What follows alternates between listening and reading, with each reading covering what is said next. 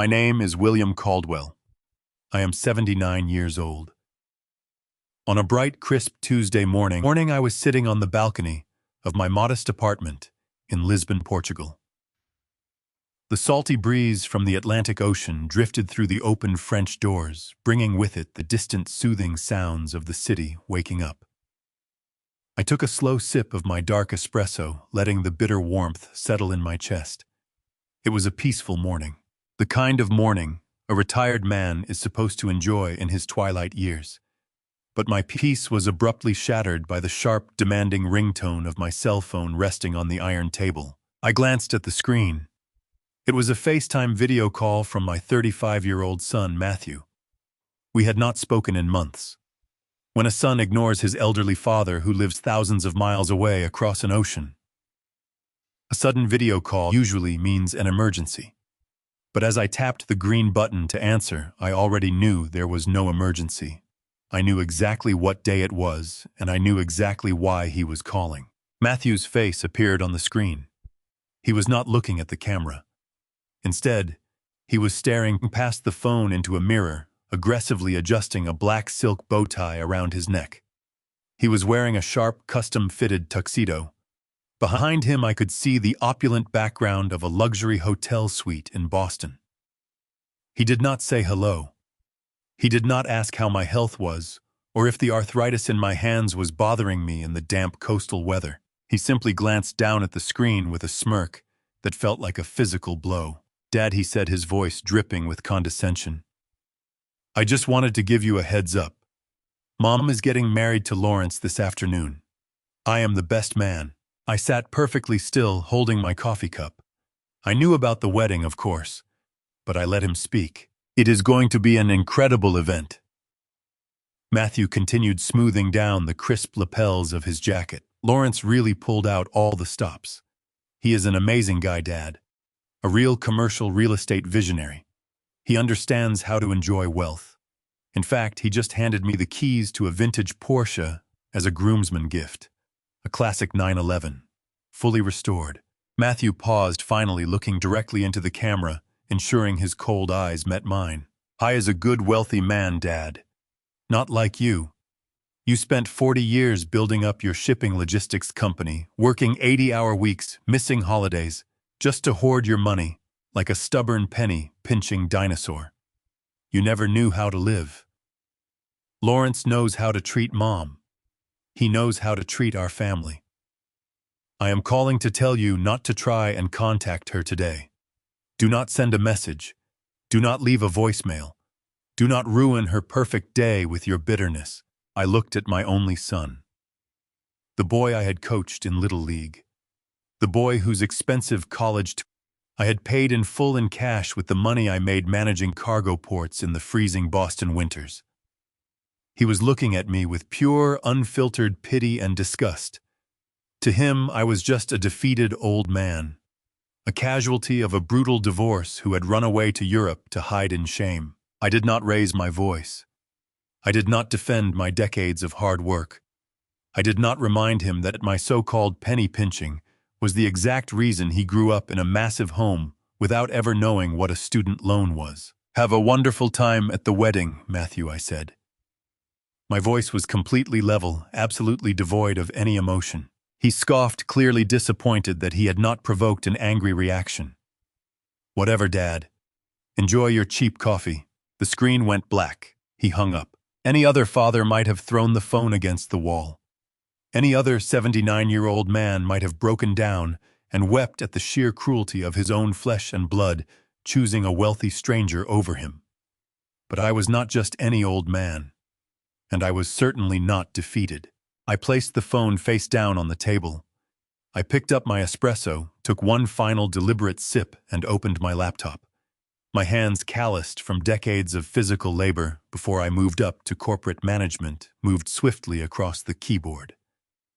I bypassed the standard security protocols and logged into a highly secure, heavily encrypted financial monitoring portal that I had paid top dollar to access. The screen loaded. I bypassed the firewall, entered a complex sequence of passwords, and accessed a deeply buried Federal Registry database. For a moment, The screen showed a loading icon. Then the dashboard materialized. Right there in the center of the screen, a bright red notification was flashing. It was an automated alert I had set up months ago, waiting for this exact day, waiting for this exact hour.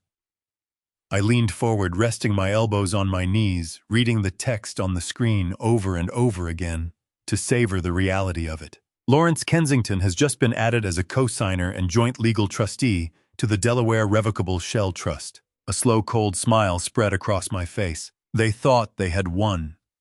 They thought they had successfully stolen the fruits of my entire life's work. Matthew genuinely believed that Lawrence was a savior, a billionaire real estate tycoon who was elevating their family to high society. Barbara truly believed she had orchestrated the perfect crime, securing a glamorous new life while leaving me to rot in total obscurity. They had no idea that they had just walked directly into a financial execution. Lawrence Kensington was not a billionaire. He was a sinking ship, and my ex-wife had just legally tied herself to the anchor. The trap I had spent 2 long, grueling years building had finally snapped shut. I opened a second tab on my secure browser and clicked a hidden link. The screen flickered to life, displaying a crystal-clear video feed from inside the massive grand ballroom of a luxury country club in Boston. Benjamin, my discreet operative on the ground, had seamlessly blended in with the catering staff and set up a hidden camera near the main altar. Through the high-definition lens, I watched the lavish wedding preparations unfold in real time. Crystal chandeliers glowed with a warm, golden light. Hundreds of expensive white roses cascaded down the walls, framing a magnificent floral arch. And there she was, Barbara. She stood near the front row of velvet chairs, wearing a designer silk dress, laughing loudly, with a group of her wealthy socialite friends. Her smile was radiant. It was the bright, confident smile of a woman who believed she had completely outsmarted the world and gotten away with the perfect crime. Seeing that triumphant, calculated smile on her face did something to me. It pulled me out of my quiet, peaceful morning in Portugal and dragged me violently back across the ocean, straight back to the suffocating, dark, wood-paneled walls of a Boston family courtroom exactly 2 years ago. The memory of that dreadful day still tasted like copper in my mouth. I remembered the heavy, oppressive silence of the courthouse. I remembered sitting stiffly at the defense table, feeling like an absolute stranger in my own life. For 40 grueling years, I had poured my blood and sweat into the shipping logistics industry. I started out at the very bottom, working the freezing midnight shifts on the concrete docks. I coordinated heavy freight loads, while my hands went completely numb from the brutal winter storms blowing in off the harbor.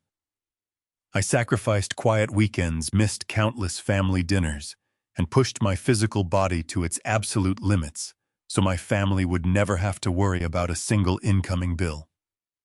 Eventually, I built my own firm from the ground up. We secured major commercial contracts, and the profits finally rolled in with steady reliability. Over those decades of relentless labor, I diligently funneled $4 million into a joint retirement portfolio. It was our ultimate safety net. It was supposed to be the untouchable, rock-solid foundation of our twilight years. But when Barbara unexpectedly handed me divorce papers, that massive safety net vanished. When my lawyers audited our shared accounts during the initial discovery phase, the $4 million simply did not exist. The accounts had been completely drained down to the last cent. I remember the blind panic taking hold of my chest. I remember demanding answers, tearing frantically through monthly bank statements, trying to comprehend how a fortune built over 40 years could evaporate into thin air without setting off a single alarm. The devastating answer came during the final day of our divorce hearing. I watched in disbelief as Barbara stepped up to the wooden witness stand. She wore a modest, pale beige dress, deliberately chosen to make her look fragile, small, and incredibly vulnerable. She swore an oath on the Bible to tell the whole truth, then immediately launched into the most brilliant, despicable performance I had ever witnessed in my entire life. When her aggressively expensive lawyer asked her what happened to our retirement funds, Barbara began to weep. Genuine heavy tears rolled down her powdered cheeks. Her shoulders shook as she reached into her leather tote bag and pulled out a thick stack of freshly printed documents. She handed them directly to the judge, claiming they were portfolio logs and certified trading histories. Between dramatic, carefully timed sobs, she spun a fabricated narrative that made my blood run completely cold. She told the court that I was a financially abusive, dictatorial tyrant. She claimed that I had aggressively forced her to take full control of our savings and mandated that she invest the entire $4 million into highly volatile foreign derivatives. She painted a vivid, horrifying picture of me as a greedy, controlling husband who wanted to hide assets in offshore accounts to illegally avoid paying domestic taxes. Then, clutching a white tissue to her face, she wailed that the foreign markets had suddenly crashed. She sobbed loudly, telling the judge that she had lost every single penny of our life savings in a matter of weeks, completely by accident, because she simply did not understand the complex investments I had supposedly forced her to make. "William forced me to do it," she cried, pointing a trembling, accusatory finger at me across the silent courtroom. "He made me manage those toxic accounts because he did not want his name anywhere on the legal paperwork. I told him it was far too risky. I begged him to let us keep our money in safe traditional municipal bonds, but he would not listen to me. He threatened to cut me off entirely if I did not follow his exact financial orders. And when the global market collapsed and the money disappeared, he blamed me for the whole disaster. I initiated this horrible divorce just to punish me for a mistake he orchestrated. Now he wants to throw me out on the street and leave me completely destitute after I spent 38 years being a loyal, obedient, and loving wife to him. I gave him the best years of my life, raised our son while he worked late every single night, and stood by his side through every hardship. And this is how he repays my absolute devotion. By deliberately bankrupting us and trying to leave me with absolutely nothing but the clothes on my back. The absolute audacity of her lie left me paralyzed in my heavy wooden chair. The documents she had just handed to the judge were spectacular, masterful forgeries. They were highly sophisticated, incredibly detailed fake trading logs designed to perfectly mimic a catastrophic market loss down to the decimal point. She had deliberately manufactured a fictional financial disaster to cover up the undeniable fact that she had stolen my life savings. I looked up at the judge sitting high on his bench. I saw the deep, undeniable sympathy in his eyes as he looked down at Barbara. He bought every single word of her tearful, manipulative performance. He then looked over at me with open, unmasked disgust. He viewed me not as a hard-working man who had just been robbed blind by his spouse, but as a wealthy, abusive monster trying to ruin a fragile, innocent woman. My own lawyer sat beside me in stunned, helpless silence, completely outmaneuvered by the sheer scale of the fabrication. We had no counter-evidence prepared because we never anticipated a lie of this magnitude to be presented in a federal court. I sat there in that freezing room, forced to listen to the woman I had loved and trusted for decades systematically assassinate my character while legally securing her theft.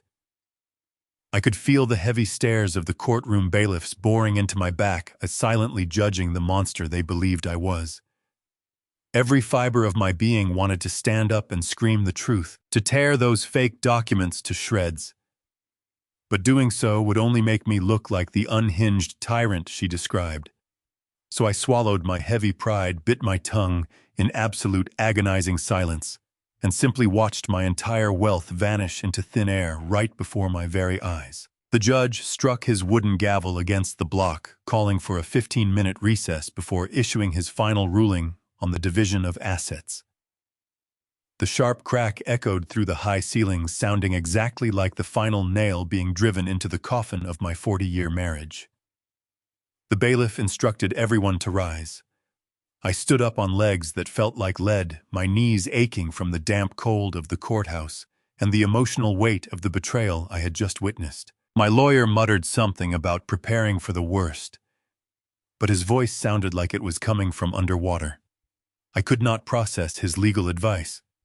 All I could hear was the lingering echo of Barbara weeping, her fabricated tears systematically destroying my life with a perfectly rehearsed theatrical performance. I needed air. The oxygen in that courtroom had become completely unbreathable. I pushed my heavy chair back, ignoring my attorney, and walked out through the double doors into the wide marble corridor. The hallway was bustling with other families, quietly tearing each other apart. Lawyers whispering urgently to their stressed clients and court clerks rushing by with thick folders of paperwork. I leaned heavily against the cold stone wall, trying desperately to slow my racing heartbeat. I closed my eyes for just a second, foolishly hoping to wake up from this horrible nightmare. When I opened my eyes, I saw her. Barbara was standing near a tall, arched window at the far end of the corridor. The fragile, terrified victim she had played so masterfully on the witness stand was completely gone. She was holding a paper cup of water, casually touching up her expensive makeup with a small, compact mirror, completely composed and dry-eyed. Seeing her standing there so relaxed and indifferent after stealing $4 million from our shared life ignited a sudden, uncontrollable fire deep in my chest. I did not think about the severe legal consequences. I did not care about maintaining proper courthouse decorum. I pushed myself violently off the marble wall and marched directly toward her. My heavy footsteps echoed loudly against the polished stone floor. When I was just a few feet away, she finally looked up from her mirror. She did not look frightened by my sudden approach. She did not look guilty for her massive perjury. She simply looked annoyed that I had rudely interrupted her private moment of glorious triumph. I stopped right in front of her. I asked her how she could possibly sleep at night. I asked her how she could look the man who had provided for her every single need for nearly 4 decades right in the eye and tell such a vicious, calculated lie under federal oath. I aggressively demanded to know where my life savings actually went. Before Barbara could even open her mouth to deliver another venomous response, a tall shadow stepped aggressively between us. It was Matthew, my own flesh and blood. The son I had taught to ride a bicycle, the boy whose college tuition I had paid by working brutal double shifts at the freezing shipping ports. He stepped forward with his chest puffed out proudly and slammed his hands against my shoulders. He shoved me backward with a startling amount of sudden physical force. I stumbled awkwardly on the slick marble floor, barely catching my balance, before my spine hit the hard wall. I was 77 years old at the time, and the physical disrespect from my 33-year-old son shocked me far more deeply than the push itself. I looked at him completely stunned and broken. Matthew stood firmly in front of his mother, shielding her as if I were a dangerous, violent criminal, blindly attacking an innocent bystander. He pointed a rigid finger right at my face. He told me to back off immediately and never speak to his mother in that aggressive tone again. I stared at him, my only son, and practically pleaded with him to open his blind eyes. I told him the money was gone, totally stolen, by the very woman he was fiercely defending. But Matthew just sneered at me with absolute contempt. He raised his voice loudly so the passing lawyers and clerks could hear his public condemnation. He yelled that I had always controlled her with an iron fist. He screamed that he knew exactly how much of a miserable tyrant I was behind our closed doors. He repeated her ridiculous courtroom lie verbatim, shouting that I had forcefully pushed her into those reckless offshore investments, that the money was entirely gone because the foreign market crashed, and that I needed to leave her alone and accept full responsibility for my own financial greed. I was absolutely paralyzed by the pure venom in my son's angry voice. He had been completely brainwashed. He had swallowed his mother's fictional narrative without asking a single logical question. I opened my mouth to try and calmly reason with him, to beg him to look at the joint bank statements logically. But another voice abruptly interrupted the escalating confrontation. It was a smooth, deep, overly confident voice dripping with manufactured authority. A tall man stepped out from the nearby viewing alcove and walked deliberately toward our tense circle. I had never seen this polished man before in my entire life. He looked to be in his late 50s or perhaps early 60s. He was impeccably dressed in a dark, custom-tailored Italian suit that fit his broad shoulders perfectly. A bright red silk pocket square peeked smartly from his chest, and a massive solid gold Rolex watch gleamed aggressively on his left wrist. He walked with the arrogant, smooth swagger of a wealthy man who genuinely believed he owned the entire federal building. He smoothly bypassed Matthew and placed a highly protective, intimately possessive arm around Barbara's slender waist. She leaned into him immediately, looking up at him with an expression of pure, adoring relief and obvious affection. The strange man looked at me carefully, examining my simple suit and my tired, weathered face. He let out a soft, highly patronizing chuckle that made my skin absolutely crawl. He extended his free hand toward me, not to politely shake mine, but in a dismissive gesture, telling me to back down immediately. He confidently introduced himself as Lawrence Kensington. He spoke very slowly, as if he were patiently addressing a confused, misbehaving child. He boldly claimed he was a highly successful commercial real estate tycoon who actively managed billion-dollar portfolios.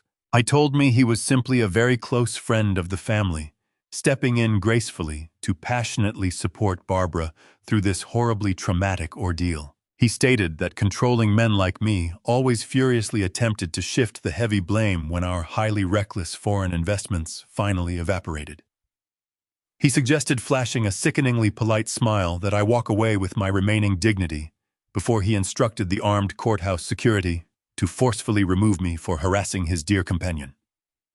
I stared blankly at his solid gold Rolex.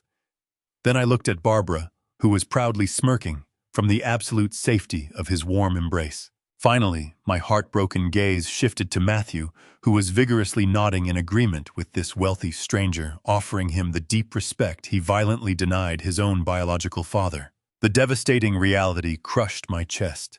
This was a meticulously planned ambush. I was completely, hopelessly outnumbered. I stood in that marble corridor and stared at the three of them.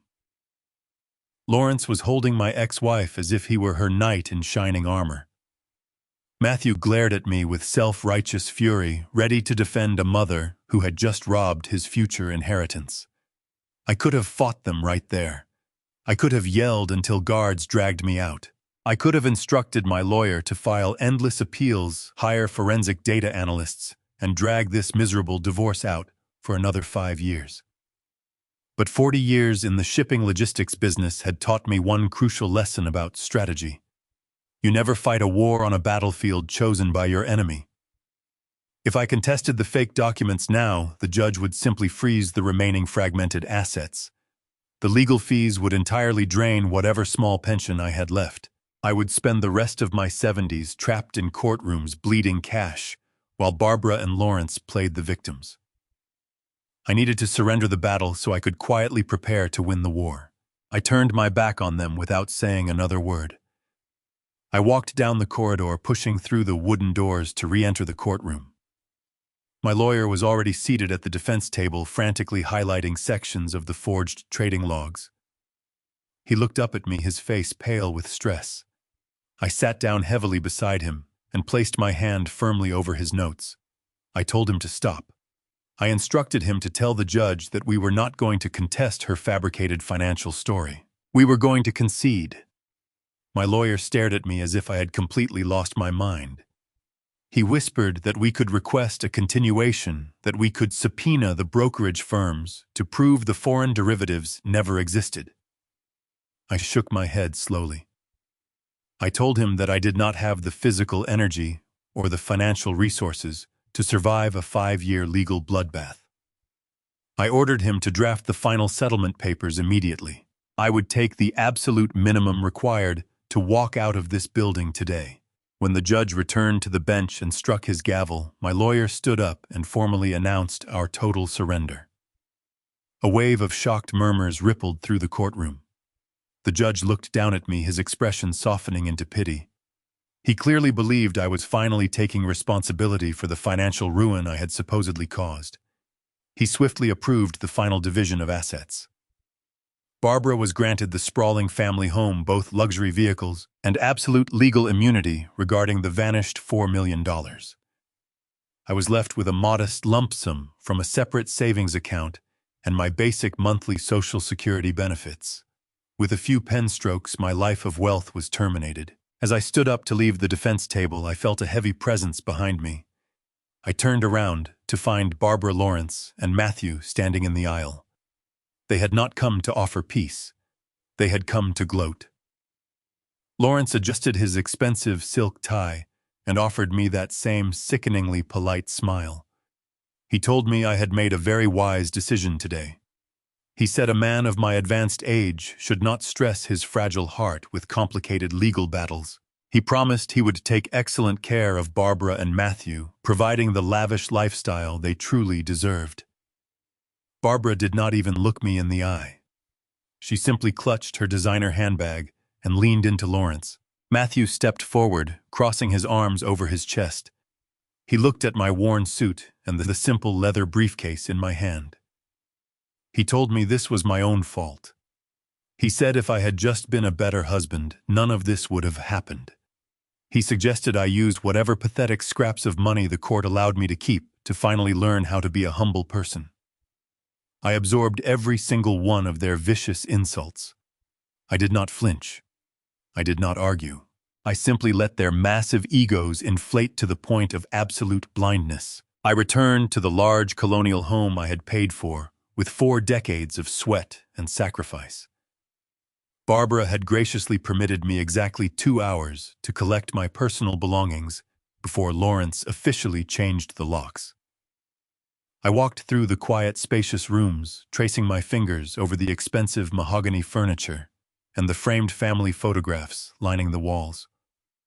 Every corner held a memory of a life that turned out to be a complete illusion. I did not pack any of the expensive suits I used to wear to corporate board meetings.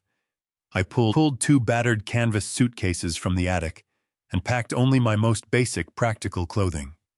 A few pairs of jeans, some plain cotton shirts, a sturdy winter coat, and my old leather boots. I wanted to look exactly like the poor, destitute man they desperately wanted. When I dragged my 2 suitcases out to the front porch, Barbara and Matthew were standing in the driveway. Lawrence was leaning casually against the hood of his leased Bentley, watching me with mild amusement. I placed my bags on the concrete steps and looked at the family that had betrayed me. I needed to plant the final seed of my deception. I needed to give them a narrative that would make them completely dismiss me as a future threat. I cleared my throat, forcing my shoulders to slump forward in a posture of total defeat. I told them I was leaving the country. I announced I could not afford to live in Boston anymore with the meager settlement I had accepted. I said I had purchased a one-way ticket to Portugal, where the cost of living was low enough to survive on my monthly checks. I told them I planned to live out my remaining years in cheap, quiet obscurity. Barbara let out a soft sigh of relief. Me disappearing across the ocean was the perfect ending to her master plan. Matthew simply shook his head, muttering that running away to Europe was exactly the cowardly move he expected from me. Lawrence offered a slow, mocking nod of approval, clearly thrilled that the only man who could expose their fraud was voluntarily exiling himself. I picked up my 2 suitcases and walked down the paved driveway. I did not look back. I did not ask for a hug. I just kept walking until I reached the busy main street, leaving them standing triumphantly in front of the home I had built. They celebrated their victory that night. They truly believed they had stripped me of my pride, my wealth, and my entire legacy. They thought I was just a broken, penniless old man running away to die quietly in a foreign land. But they were wrong. I was not retreating in defeat. I was retreating to find the perfect vantage point. I boarded that transatlantic flight with nothing but 2 battered suitcases and a heart turning completely to ice. During the long hours suspended above the dark Atlantic Ocean, I did not sleep. As I sat in the cramped economy seat, bathed in the dim glow of the overhead reading light, my mind was sharper than it had ever been. I had left my money behind, but I had taken my patience and my intellect. The tactical retreat was complete, and I was meticulously planning my exact next moves when the plane finally touched down in Lisbon. I did not act like a man on vacation. I moved with the precise, calculated urgency of a general preparing a counteroffensive. I rented a small, unassuming apartment in a quiet residential neighborhood far away from the bustling tourist districts. It was a simple room with a tiny balcony overlooking the steep, winding cobblestone streets, perfectly fitting the narrative of a ruined old man living out his final days on a miserable pension. But the very first thing I purchased in that foreign city was not food or comfort. It was a high-performance laptop and a military-grade encrypted cellular router. Once my secure digital perimeter was firmly established, I initiated the financial transfer that would ignite my retaliation. Before I had departed Boston, I quietly liquidated a private, highly obscure emergency bond that Barbara and her expensive divorce lawyers had completely failed to uncover during discovery. It was not a massive fortune, but it was exactly enough to hire the most dangerous man I knew. His name was Benjamin Cole. He was a ruthless forensic accountant and a former criminal investigator for the Internal Revenue Service. I had met Benjamin a decade ago during a complex logistics audit at the shipping port. He was a ghost in the financial world, a man who could track a single missing dollar through a labyrinth of international shell corporations, offshore holding accounts, and heavily redacted tax filings. When I wired his substantial retainer fee through a secure international gateway, I included a heavily encrypted audio file outlining the basic parameters of my objective. Benjamin did not ask emotional questions. He did not offer empty sympathy regarding my brutal divorce. He simply accepted the wire transfer confirmed receipt of the audio file and immediately went to work in the shadows of Boston. Our communications were strictly scheduled and highly secure. Every Tuesday and Friday morning, just as the bright Portuguese sun began to warm the colorful tiled roofs of my neighborhood, my encrypted phone would vibrate with a secure connection. I would step out onto my small balcony, sipping bitter espresso, while Benjamin systematically dismantled the elaborate lies my family had constructed. His first target was the man who had so arrogantly placed his hand on my ex-wife, the man who had mocked my worn suit and paraded his solid gold Rolex in the courthouse corridor. Lawrence Kensington claimed to be a highly successful commercial real estate tycoon. He had smoothly convinced Barbara and my gullible son that he actively managed a billion-dollar property portfolio. Benjamin started pulling on that specific thread. Accessing restricted commercial property registries, county tax databases, and municipal development records across the entire eastern seaboard. He cross-referenced Lawrence's name, his alleged corporate entities, and every single business address associated with his flashy public persona. The meticulous digital excavation required patience. While Barbara and Lawrence were busy celebrating their fresh victory, throwing lavish engagement parties, and spending the remaining scraps of my public wealth, Benjamin was silently tearing through decades of financial archives. I spent my days walking the steep historic streets of Lisbon, blending in perfectly with the local retirees. I bought fresh bread from the corner bakery, nodded politely to the neighbors, and sat on wooden benches near the sparkling river. I played the part of the defeated exile to absolute perfection. Living in the Alfama district was a revelation. For 4 decades, my mornings had been defined by the brutal, bone-chilling winds whipping off the Massachusetts Bay, the smell of diesel fuel, and the endless roar of cargo cranes moving heavy freight. Here my days began with the gentle chiming of centuries-old church bells and the sweet scent of baking pastéis de nata wafting up from the corner bakery. I befriended a local bookseller named Tiago, a man my age who knew nothing of shipping logistics, corporate boardrooms, or bitter divorces. Instead, he could speak for hours about maritime history, classical philosophy, and poetry. We spent long afternoons playing chess on splintered wooden tables outside a small cafe overlooking the Tagus River, drinking cheap but exquisite wine. I learned to appreciate the slow, deliberate pace of the Mediterranean lifestyle. Nobody here cared about the designer brand of my jacket or the balance of my bank account. The vibrant azulejo tiles adorning the buildings seemed to absorb the sun, radiating a warmth that slowly thawed the ice Barbara had left in my chest. This wasn't exile. It was a rebirth. I was discovering a version of myself that had been buried under ledgers and shipping manifests since my 20s. The rhythmic, simple beauty of my new existence made the impending destruction of my ex-wife's empire feel less like a desperate act of vengeance and more like a necessary surgical housecleaning before I could truly begin my second life. I knew that if Barbara or Matthew tried to check up on my status through mutual acquaintances, they would only hear stories of a sad, quiet old man living a pathetic, isolated life. This carefully maintained illusion bought Benjamin the critical time he needed to operate, without triggering any defensive alarms. During our third encrypted phone call, Benjamin's usually monotone voice carried a sharp edge of professional amusement. I stood by the iron railing of my balcony, watching the iconic yellow tram slowly navigate the narrow street below. Benjamin told me that he had completed a comprehensive sweep of every commercial property registry in the state of Massachusetts, expanding his search parameters to include New York, Connecticut, and Rhode Island.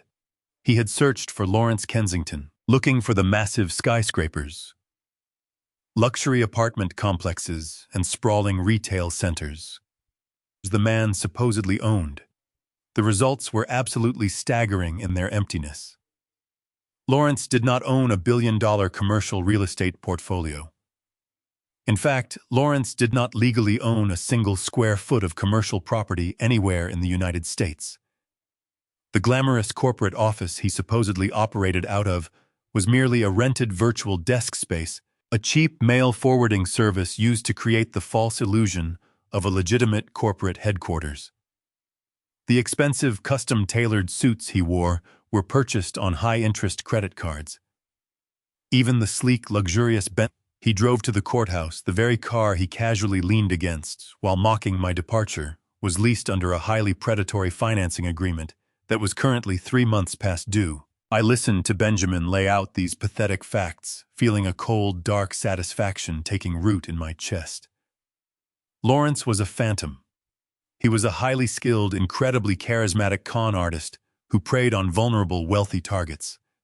He had crafted a flawless facade of immense wealth and power using rented luxury and confident arrogance to blind anyone who might ask for actual proof of his success. My ex-wife, a woman who prided herself on being ruthlessly intelligent and socially superior, had been completely, utterly duped by a man whose entire net worth was a carefully constructed mirage. But Benjamin was not finished. Finding out that Lawrence was a fake tycoon was only the beginning of the investigation. If Lawrence was completely broke, severely drowning in predatory debt, and leasing his entire lifestyle, he desperately needed a major influx of clean, untraceable cash just to survive. He needed a wealthy target. He needed someone with a massive amount of liquid capital who was desperate enough for high society validation to ignore the glaring red flags. He truly needed Barbara. I paced the length of my small apartment, holding the secure phone tightly to my ear.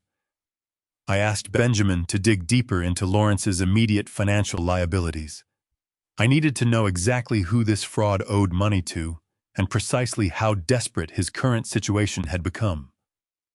I needed to clearly understand the exact financial mechanics of the dangerous trap Lawrence was quietly building around my treacherous family. Benjamin confirmed my request, his fingers audibly flying across his mechanical keyboard in the background. He warned me that accessing deeply buried debt records and confidential federal tax liens would require breaching more secure networks, which would take a few more days of careful, untraceable navigation. I told him I had all the time in the world. I ended the call and walked back out onto the sunlit balcony. The pieces of the puzzle were finally beginning to form a clear, horrifying picture. Barbara had stolen my $4 million retirement fund, believing she was securing her financial independence. She had eagerly jumped into the waiting arms of a supposed billionaire, completely blinded by sheer greed. They thought they had buried me alive in my own humble surrender. But as I watched the vibrant city of Lisbon move around me, I knew the game had only just begun. The ghost auditor was on the hunt, and my ex-wife's perfect crime was about to be systematically dismantled from across the ocean. The days in Lisbon melted into a quiet rhythm of anticipation. I woke up early every single morning to the sound of seagulls and the distant hum of fishing boats returning to the harbor. I maintained my strict routine. I bought my morning coffee, walked along the river, and read the local newspapers that I barely understood. To the outside world, I was just another invisible aging expat counting down his final years.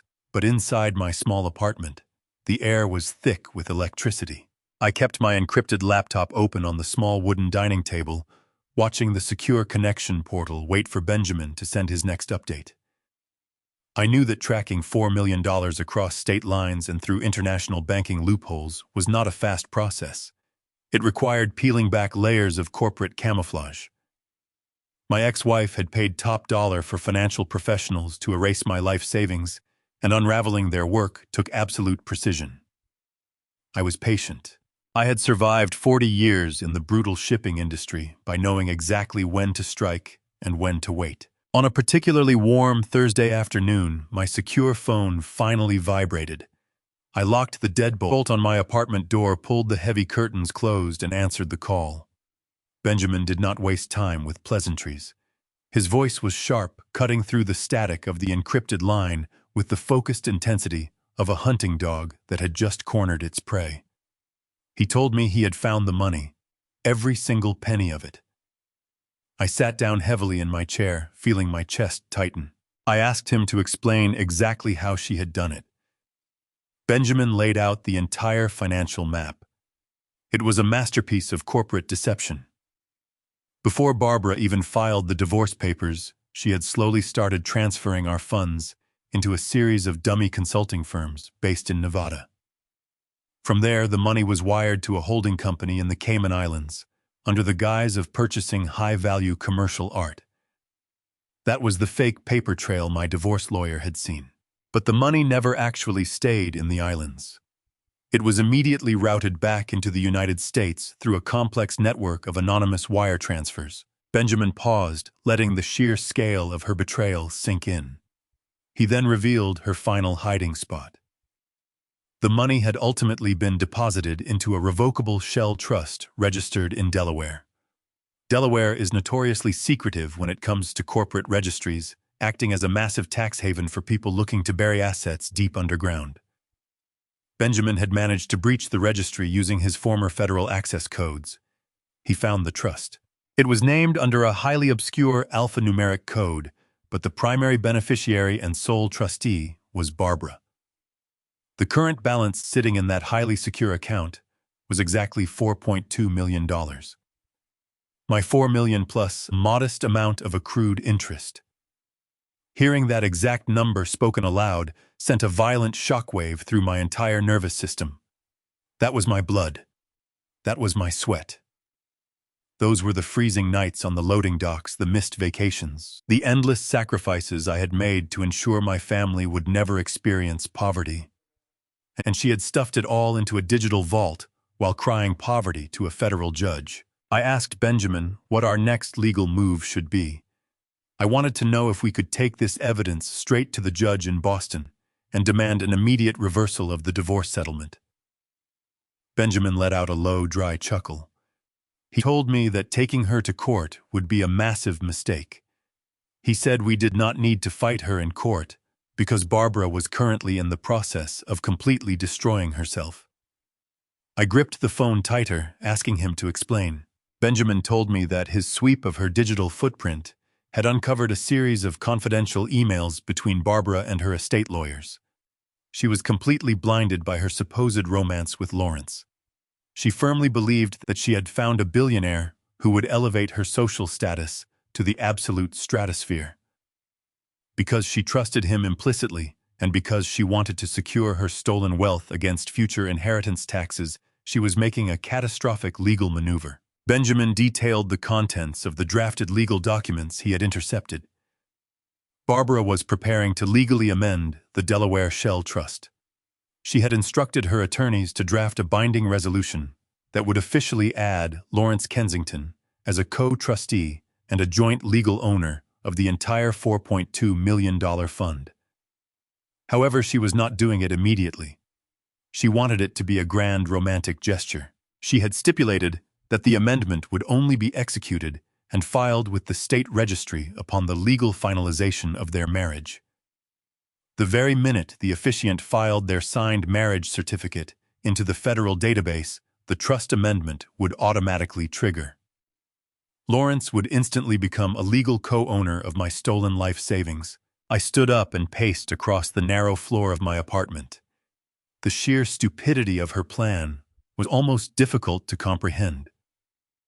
Barbara had spent years manipulating me, hiding money, forging documents, and playing the flawless victim in a federal court.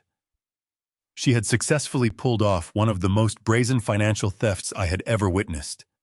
Yet her overwhelming vanity and her desperate need to hold on to this flashy fake real estate tycoon were making her incredibly sloppy. She thought adding him to the trust would solidify their bond and protect her assets from domestic taxes. She thought she was building an impenetrable fortress around her stolen wealth. She had absolutely no idea that Lawrence was a drowning man looking for a life raft. Benjamin kept talking, breaking down the exact mechanics of her blunder. He explained that in the eyes of the law, a revocable trust is tied directly to the legal liabilities of its named trustees. By willingly placing Lawrence on that specific financial instrument, she was legally merging their financial identities. She believed she was linking herself to a man with unlimited resources. She thought his supposed billion-dollar property portfolio would shield her from any future scrutiny, but I knew the truth. I knew that Lawrence did not own a single building. I knew he was leasing his luxury cars and paying for his expensive suits with high-interest credit cards. He was a parasite. He had sniffed out the massive fortune she had hidden away, and he had charmed his way into her life solely to get his hands on that specific account.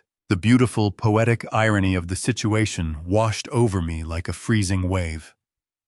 Barbara had destroyed our 40-year marriage because she wanted complete control over the money I had earned. She had alienated my only son, poisoning his mind against me, all to secure her pristine, wealthy future. And now, driven by her own bottomless greed, she was about to willingly hand the keys to the vault over to a professional con artist. She was going to voluntarily surrender my hard-earned millions to a man who was using her as a temporary shield against his own massive failures. I walked over to the French doors and looked out at the bright, cloudless sky. The tension in my jaw finally released. The heavy weight that had been crushing my chest ever since I walked out of that Boston courthouse began to lift. I did not feel anger anymore. I felt an absolute terrifying clarity. I asked Benjamin to confirm the exact date and time the trust amendment was scheduled to be filed. He confirmed it would happen exactly at the conclusion of the wedding reception, the moment the paperwork was signed by the witnesses. The trap was already set by her own hand.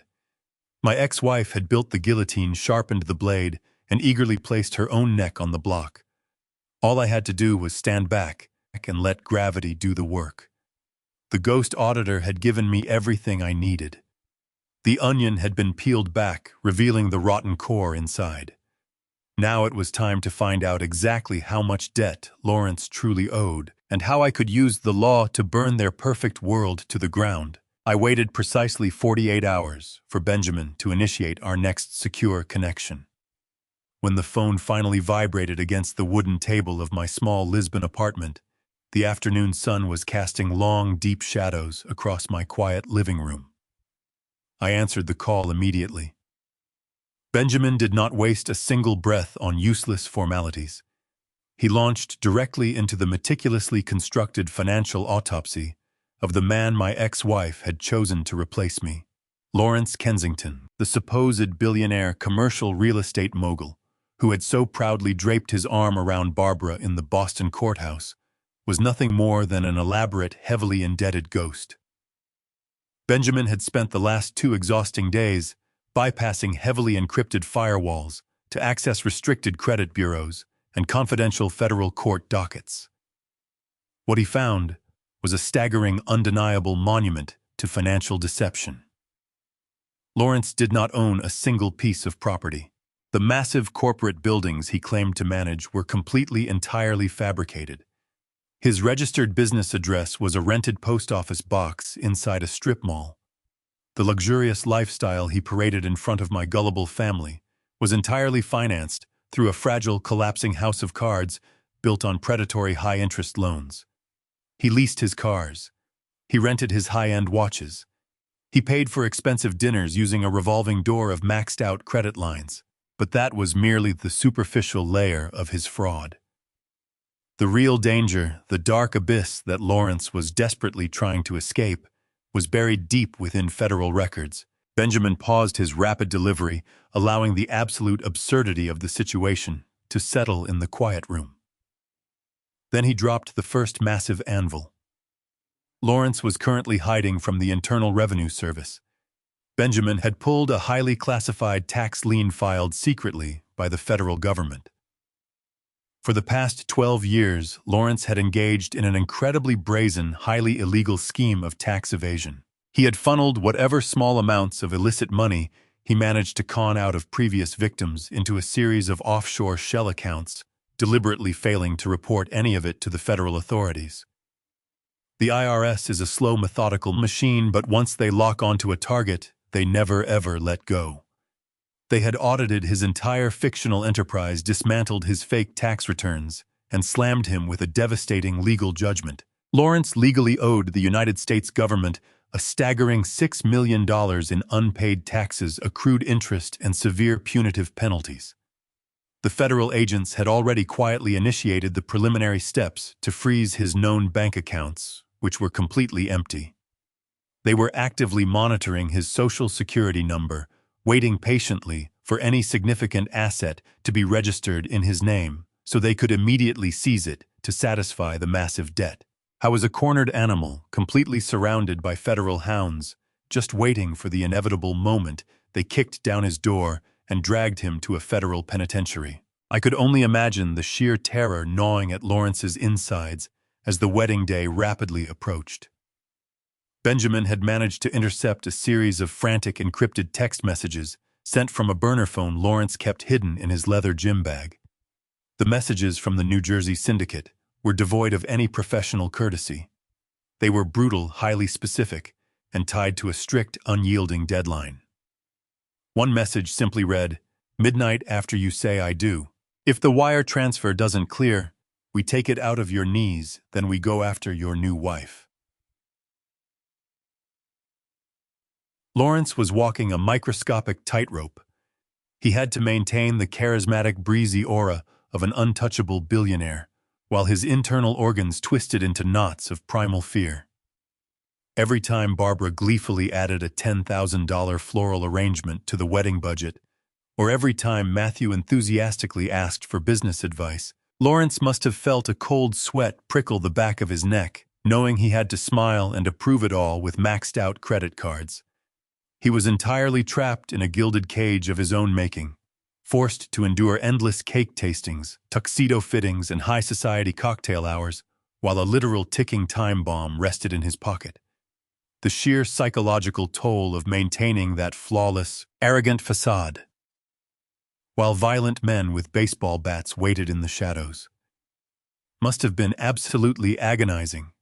It was a beautiful, poetic torment that I thoroughly enjoyed visualizing from the safety of my balcony. If the overwhelming threat of federal prison was not enough to explain his desperate rush to marry Barbara, the second revelation Benjamin presented certainly did.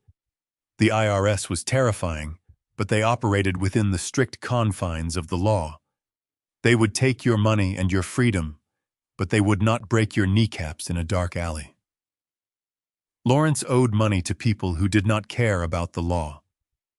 Benjamin had traced a series of highly suspicious, completely undocumented wire transfers from a notoriously dangerous private lending syndicate operating out of the criminal underworld in New Jersey. Lawrence had borrowed exactly $1.5 million from these ruthless individuals 2 years ago to fund a fraudulent investment scheme that completely imploded. These were not patient bankers who sent polite collection letters in the mail. These were violent, unforgiving loan sharks who demanded immediate, exorbitant weekly interest payments. According to the encrypted financial chatter Benjamin had managed to intercept, Lawrence had completely missed his last 3 mandatory payments. His time was rapidly running out. The syndicate had officially categorized his debt as critically delinquent. He was no longer just facing a ruined credit score or a federal tax audit. He was facing a very real, very imminent threat to his physical safety. He needed a massive, immediate injection of untraceable, liquid cash, and he needed it before the end of the month, or the men from New Jersey were going to silence him permanently. I stood frozen by the open balcony doors, feeling the cool ocean breeze wash over my face as the horrifying, brilliant reality of the situation fully materialized in my mind. Lawrence was not a wealthy savior swooping in to rescue my ex-wife from a supposedly miserable marriage. I was a desperate drowning man who had spotted a massive floating life raft loaded with cash. He had actively targeted Barbara right from the very beginning. He had somehow discovered that she was quietly siphoning millions of dollars from my logistics company during our marriage.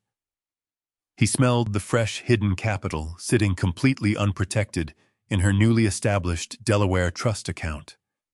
He charmed her, flattered her massive ego, and manipulated her deepest insecurities. He played the role of the incredibly successful, dominant real estate tycoon to perfection, making her feel like she had won the ultimate social lottery. And Barbara, blinded by her own venomous arrogance and her desperate desire to prove that she was fundamentally superior to me, fell directly into his predatory trap without conducting a single background check. She was eagerly rushing to marry a man who was actively planning to drain her entire stolen fortune the very second his name was legally added to her trust. I was going to use my $4 million to pay off the ruthless loan sharks and negotiate a settlement with the federal government to keep himself out of a prison cell. I felt a dark, heavy laugh rumbling deep in my chest. It was a laugh born from the absolute poetic justice of the universe. My ex-wife had methodically destroyed our entire 40-year history, alienated my only son, and publicly assassinated my character in a federal courtroom, all to secure a fortune she believed would make her utterly untouchable. Instead, she had unknowingly chained herself to a massive sinking boulder.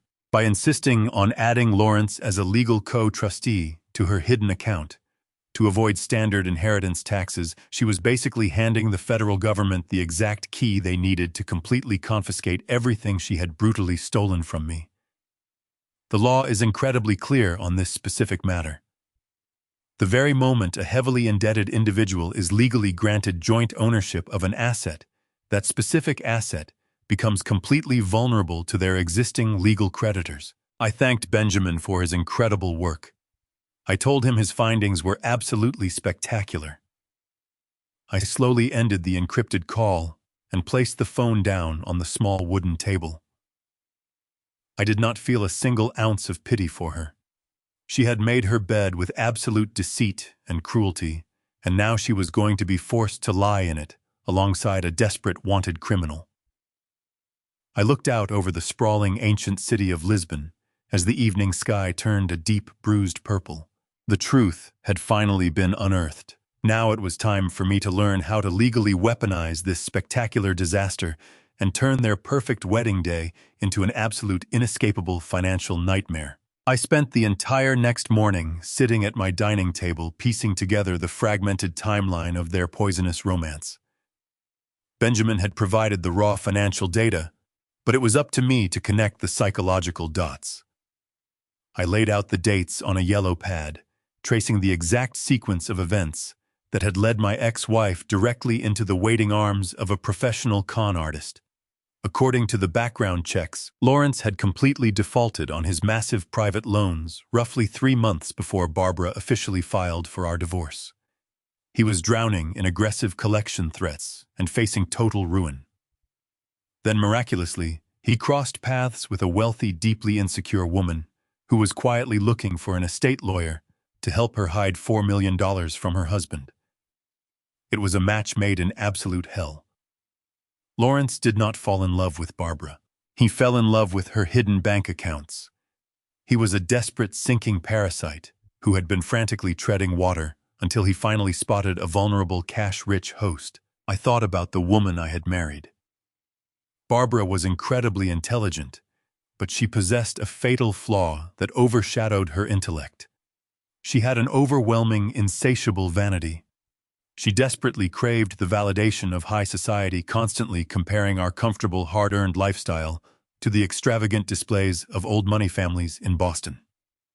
When she initiated the divorce and successfully stole our life savings, she believed she was finally elevating herself to that elite status.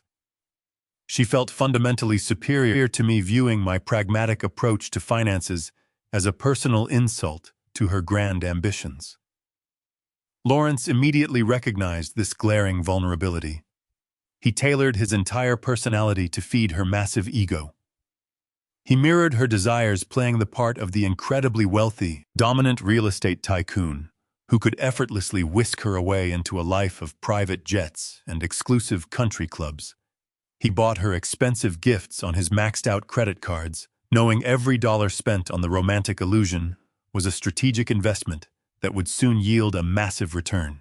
Barbara was so blinded by the intoxicating thrill of her perceived social elevation that she completely abandoned her usual cautious nature. She never asked to see the deeds to his supposed commercial properties. She never requested to review his actual financial standing. She simply accepted the glamorous facade because it perfectly aligned with the wealthy, untouchable identity she had always wanted for herself. Lawrence skillfully exploited her arrogance, making her believe that she had effortlessly secured a billionaire while I was left to rot in poverty. But the most brilliant, horrifying aspect of his entire manipulation was how he convinced her to legally expose her stolen wealth. Benjamin uncovered the estate planning emails showing that it was actually Lawrence who casually suggested she use a Delaware revocable shell trust. He convinced her that it was the preferred financial vehicle for the ultra-rich, a highly sophisticated way to protect her assets from domestic taxes and curious ex-husbands. She eagerly followed his expert advice, unknowingly placing my money into the exact legal structure he needed to execute his final strike. The mechanics of his parasitic strategy were breathtakingly cynical. A revocable trust is a highly fluid legal instrument. The primary trustee retains absolute control over the funds, but they also have the power to easily amend the trust at any given moment. Lawrence knew he could not simply ask Barbara to hand over $4 million to pay off his massive debts. If he admitted he was broke and actively running from dangerous loan sharks, she would immediately cancel the wedding. He needed to secure joint ownership of the trust before the horrible truth of his financial ruin ever came to light. So he proposed marriage. He spun a beautiful narrative about legally uniting their lives and their supposed respective fortunes. He convinced Barbara that adding him as a co-trustee immediately after they signed the marriage certificate was a standard high society protocol to merge their vast estates. He played upon her overwhelming desire to officially cement her status as the wealthy wife of a powerful tycoon. She fell for the trap with astonishing enthusiasm. She instructed her high-priced estate lawyers to draft the necessary legal amendments, totally unaware that she was drafting her own financial execution order. I sat there in my quiet Lisbon apartment, listening to the distant sound of seagulls circling the harbor, feeling a profound sense of awe at the sheer perfection of his deceit. Lawrence was planning to wait until the wedding reception, the exact moment the officiant uploaded the signed marriage license to the Federal Registry database. Once they were legally recognized as husband and wife, the trust amendment would automatically activate. His name would officially join hers on the Delaware account. As a legal CO trustee, Lawrence would gain the immediate, unrestricted authority to initiate massive wire transfers without needing her secondary approval. His plan was brutally simple. While Barbara was busy dancing in her expensive white gown and toasting to their fabulous new life together. He was going to step away, log into the trust portal, and immediately drain $1.5 million to silently pay off the violent criminal syndicate threatening his life. He intended to siphon off the remaining $2.5 million over the next few months, moving the capital into untraceable offshore accounts to slowly satisfy his massive federal tax liens. By the time Barbara realized the money was missing, it would be far too late. They would be legally married, their financial identities completely merged, and he would have full legal justification for accessing their joint marital assets. I was going to bleed her completely dry and leave her holding the empty bag. I realized with a sudden chilling clarity that I did not need to do anything to physically destroy Barbara's stolen future. I did not need to confront her, scream at her, or beg a judge to reconsider the divorce settlement. Her own blinding greed had delivered her directly into the hands of a man who was going to ruthlessly strip her of everything she valued in this world. For a brief moment, a tiny sliver of my old conscience whispered that I should warn her. She was the mother of my son. A simple, anonymous phone call to her lawyers outlining Lawrence's massive tax liens and his dangerous connections to the private lending syndicate would instantly stop the wedding and save the $4 million. But then I remembered the freezing cold courtroom in Boston.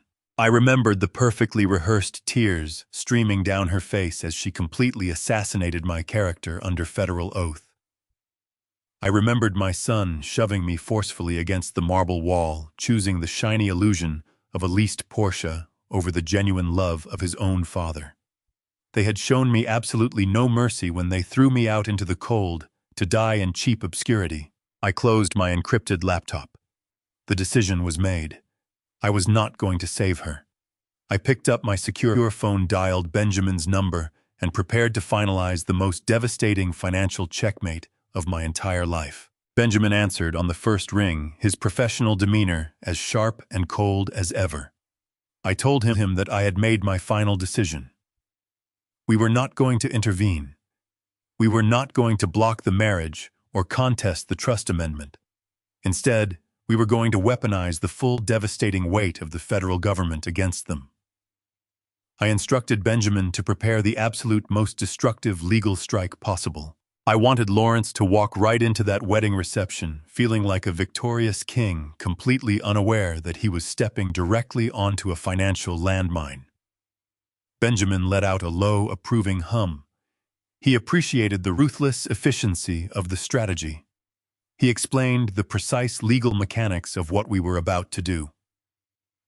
Under United States federal law, the Internal Revenue Service possesses extraordinary sweeping powers when it comes to recovering massive delinquent tax debts. Lawrence owed the federal government a staggering $6 million. The moment he legally married Barbara, their financial profiles would begin to overlap. But the true fatal blow was the specific legal document Barbara had foolishly ordered her attorneys to draft. By willfully executing an amendment to her Delaware Revocable Shell Trust that officially named Lawrence as a joint legal co-trustee, she was fundamentally altering the protection of that account. She believed the secretive nature of a Delaware trust would shield her stolen millions from any domestic scrutiny. However, the federal government does not respect state-level corporate secrecy when a massive federal tax lien is already active.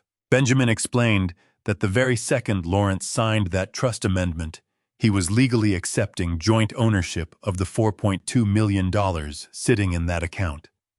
Because he owed the government $6 million, the IRS would instantly view that freshly commingled trust fund as a completely viable, legally accessible asset to immediately satisfy his massive delinquency. They would not ask for permission. They would simply execute a federal seizure order. I asked Benjamin how we could guarantee the IRS would strike at the exact right moment. We could not afford to let Lawrence gain access to the funds even for a single hour. If he managed to wire $1.5 million to his dangerous private creditors in New Jersey, before the government acted, a massive portion of my stolen wealth would disappear into the criminal underworld forever. Benjamin assured me that he had the perfect mechanism already in place.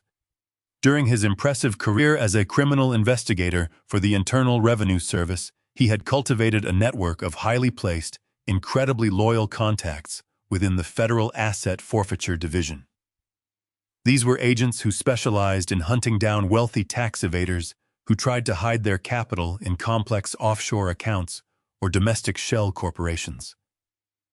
Benjamin told me he was going to make a highly discreet, secure phone call to a former colleague who was currently managing Lawrence's delinquent file. The execution of that federal tip-off was a masterclass in bureaucratic espionage.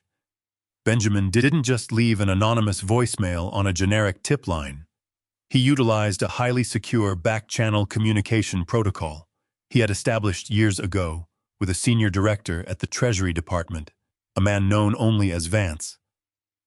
Vance was a bulldog, a relentless career agent, who absolutely despised flashy con men who slipped through the legal cracks. Benjamin met Vance at a dimly lit, nondescript diner on the outskirts of Alexandria, Virginia, far away from the polished halls and prying eyes of Washington.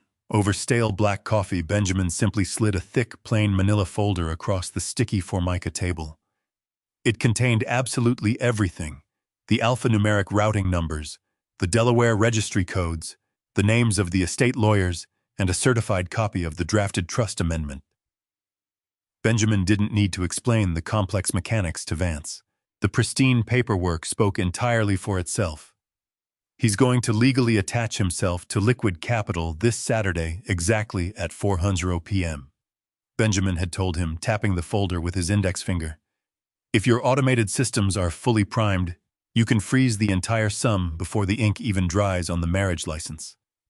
Vance had apparently smiled a rare, deeply predatory grin. By handing the IRS this guaranteed high-profile win on a silver platter, Benjamin ensured that the federal government would act with unprecedented speed and aggression. They weren't just going to temporarily freeze the account. They were going to drop a financial anvil on it. I was not going to reveal my involvement. He was simply going to provide an anonymous, highly credible tip regarding a massive influx of hidden capital about to be officially registered under the target's name. Benjamin would provide the federal agents with the exact alphanumeric routing codes for the Delaware Trust, the specific names of the estate lawyers drafting the amendment, and the precise date and location of the upcoming wedding. The Asset Forfeiture Division would immediately prime their automated monitoring systems. They would place a digital tripwire directly over the Federal Registry database. The trap was mechanically flawless. On the afternoon of the wedding, the highly paid officiant would undoubtedly use an electronic portal to officially file the signed marriage certificate with the state registry. Simultaneously, Barbara's eager estate lawyers would digitally file the trust amendment to finalize the romantic gesture of shared wealth. The absolute second those specific documents hit the federal network, the IRS algorithms would instantly flag the connection. The pre-authorized federal seizure order would automatically activate, locking down the Delaware trust account with a permanent, unbreakable federal freeze. The $4.2 million would be immediately confiscated to cover Lawrence's back taxes. Barbara would not just lose the money she stole from me. She would lose it directly to the government she thought she was outsmarting. I listened to Benjamin outline this brilliant, inescapable strategy, feeling a profound sense of vindication washing over my tired bones. I formally gave him the green light to initiate contact with his federal sources. The weapon was officially loaded. I ended the call and sat in the quiet solitude of my apartment, watching the late afternoon sun sink below the horizon of the Atlantic Ocean. The golden light painted the terracotta roofs of Lisbon in brilliant shades of orange and red. It was a remarkably beautiful evening, but my mind remained entirely focused on the devastating finality of my decision to allow this financial catastrophe to perfectly unfold without any warning. A single, anonymous phone call to her expensive estate lawyers could have stopped the entire wedding. I could have warned Barbara about the massive tax liens and the violent loan sharks circling her fake billionaire fiancé. I could have easily saved the $4 million she had stolen from my shipping logistics company. But as I watched the long dark shadows stretch across my bare wooden floor, I felt completely and totally at peace with my choice to remain silent. Now, I was simply going to allow the natural consequences of their own blinding greed to run their absolute course. Over the next few weeks, I settled into a state of deep, absolute calm. I continued my daily walks through the historic districts of Lisbon. I watched the tourist ferries glide across the sparkling water and ate fresh seafood at small hidden restaurants. My mind was completely free of the toxic anxiety that had plagued me during the brutal divorce. Back in Boston, my treacherous family was undoubtedly consumed by the chaotic, expensive preparations for a massive high-society wedding. They were tasting caterers fitting custom tuxedos and sending out elegant gold-foiled invitations to hundreds of wealthy guests. They were busy constructing a glamorous illusion of prosperity, entirely oblivious to the catastrophic reality hurtling toward them. Every time I looked at the calendar on my kitchen wall, I felt a quiet thrill of anticipation. I knew that Lawrence was sweating bullets, desperately dodging threatening phone calls from the violent loan sharks, praying he could just make it to the altar before they broke his legs. I knew Barbara was floating on supreme arrogance, totally convinced she had secured the ultimate victory over her boring ex-husband. And I knew Matthew eagerly anticipated the keys to his vintage Porsche, completely blinded by pathetic worship of a shallow con artist. I did not need to lift a finger to destroy them. I had simply weaponized the law, pointed it directly at their own bottomless greed, and stepped out of the blast radius. But as I sat on my balcony, watching the colorful Portuguese sunset, a lingering thought began to trouble my quiet mind. The federal tax trap was absolutely brilliant. It was guaranteed to completely wipe out the $4 million Barbara had stolen from me. However, confiscating that money would only satisfy the federal government. It would effectively neutralize Lawrence's immediate threat of going to federal prison, but it completely ignored the other massive crisis looming over his head. Lawrence still owed $1.5 million to a violent private lending syndicate based out of New Jersey. If the federal agents froze the Delaware trust account, Lawrence would have absolutely no way to pay those dangerous men. In the criminal underworld, failing to repay a debt of that magnitude usually resulted in a very fast, very violent conclusion. I realized that if the syndicate simply eliminated Lawrence, Barbara would be left penniless, but she would ultimately be free to play the grieving, tragic widow. She would easily manipulate the narrative, claiming she was the innocent victim of a murdered con artist. She would eventually rebuild her social standing and completely escape any real accountability for destroying my life. I did not want Lawrence to meet a swift, violent end in some dark alley. That was far too easy. I wanted him alive, and I wanted Barbara completely shackled to his miserable existence. I wanted them both to wake up every single morning, carrying a crushing, suffocating weight that they could never escape. To achieve that specific level of permanent retribution, I needed to completely remove the physical danger posed by the criminal syndicate and replace it with a purely legal, unescapable financial chokehold. I needed to own their debt. I picked up my encrypted phone and immediately initiated another secure call to Benjamin. When he answered, I laid out my new strategy. I told him I wanted to legally purchase the promissory note that Lawrence had signed with the private lenders. Benjamin remained silent for a long moment, processing the sheer audacity of my request. Buying distressed debt on the secondary market was a fairly common corporate practice, but buying debt from a violent criminal syndicate was entirely different. It was highly irregular and potentially dangerous. But Benjamin was a man who thrived on navigating the murky, complex waters of financial gray areas. He told me that loan sharks and private syndicates were ultimately businessmen. They preferred liquid, clean cash over breaking legs because breaking legs did not pay the rent. If Lawrence was severely delinquent and showing absolutely no signs of being able to repay the $1.5 million, the syndicate would likely be highly motivated to sell the bad paper at a steep discount just to cut their massive losses. I instructed Benjamin to spare no expense in setting up a completely anonymous, impenetrable corporate structure to facilitate the purchase. I did not want my name anywhere near this transaction. Within 48 hours, Benjamin had officially registered a foreign limited liability company based out of the Isle of Man, a jurisdiction famous for its absolute corporate secrecy.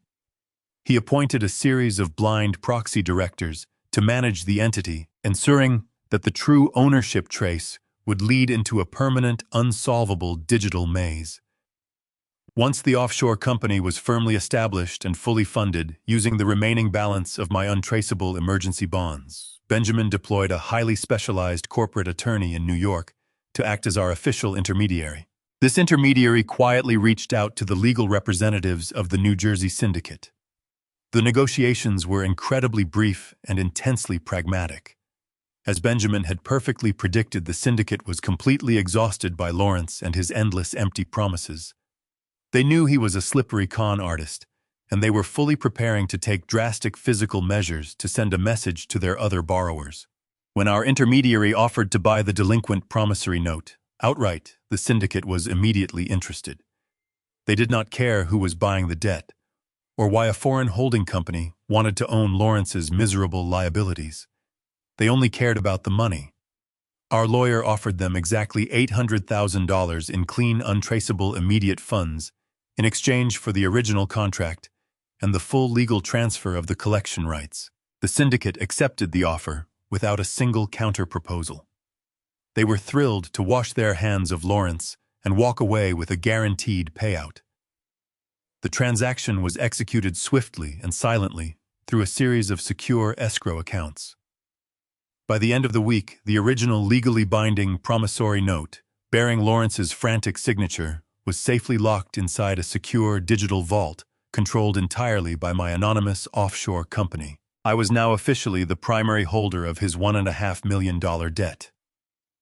I owned him. Benjamin called me to confirm the successful transfer of the debt.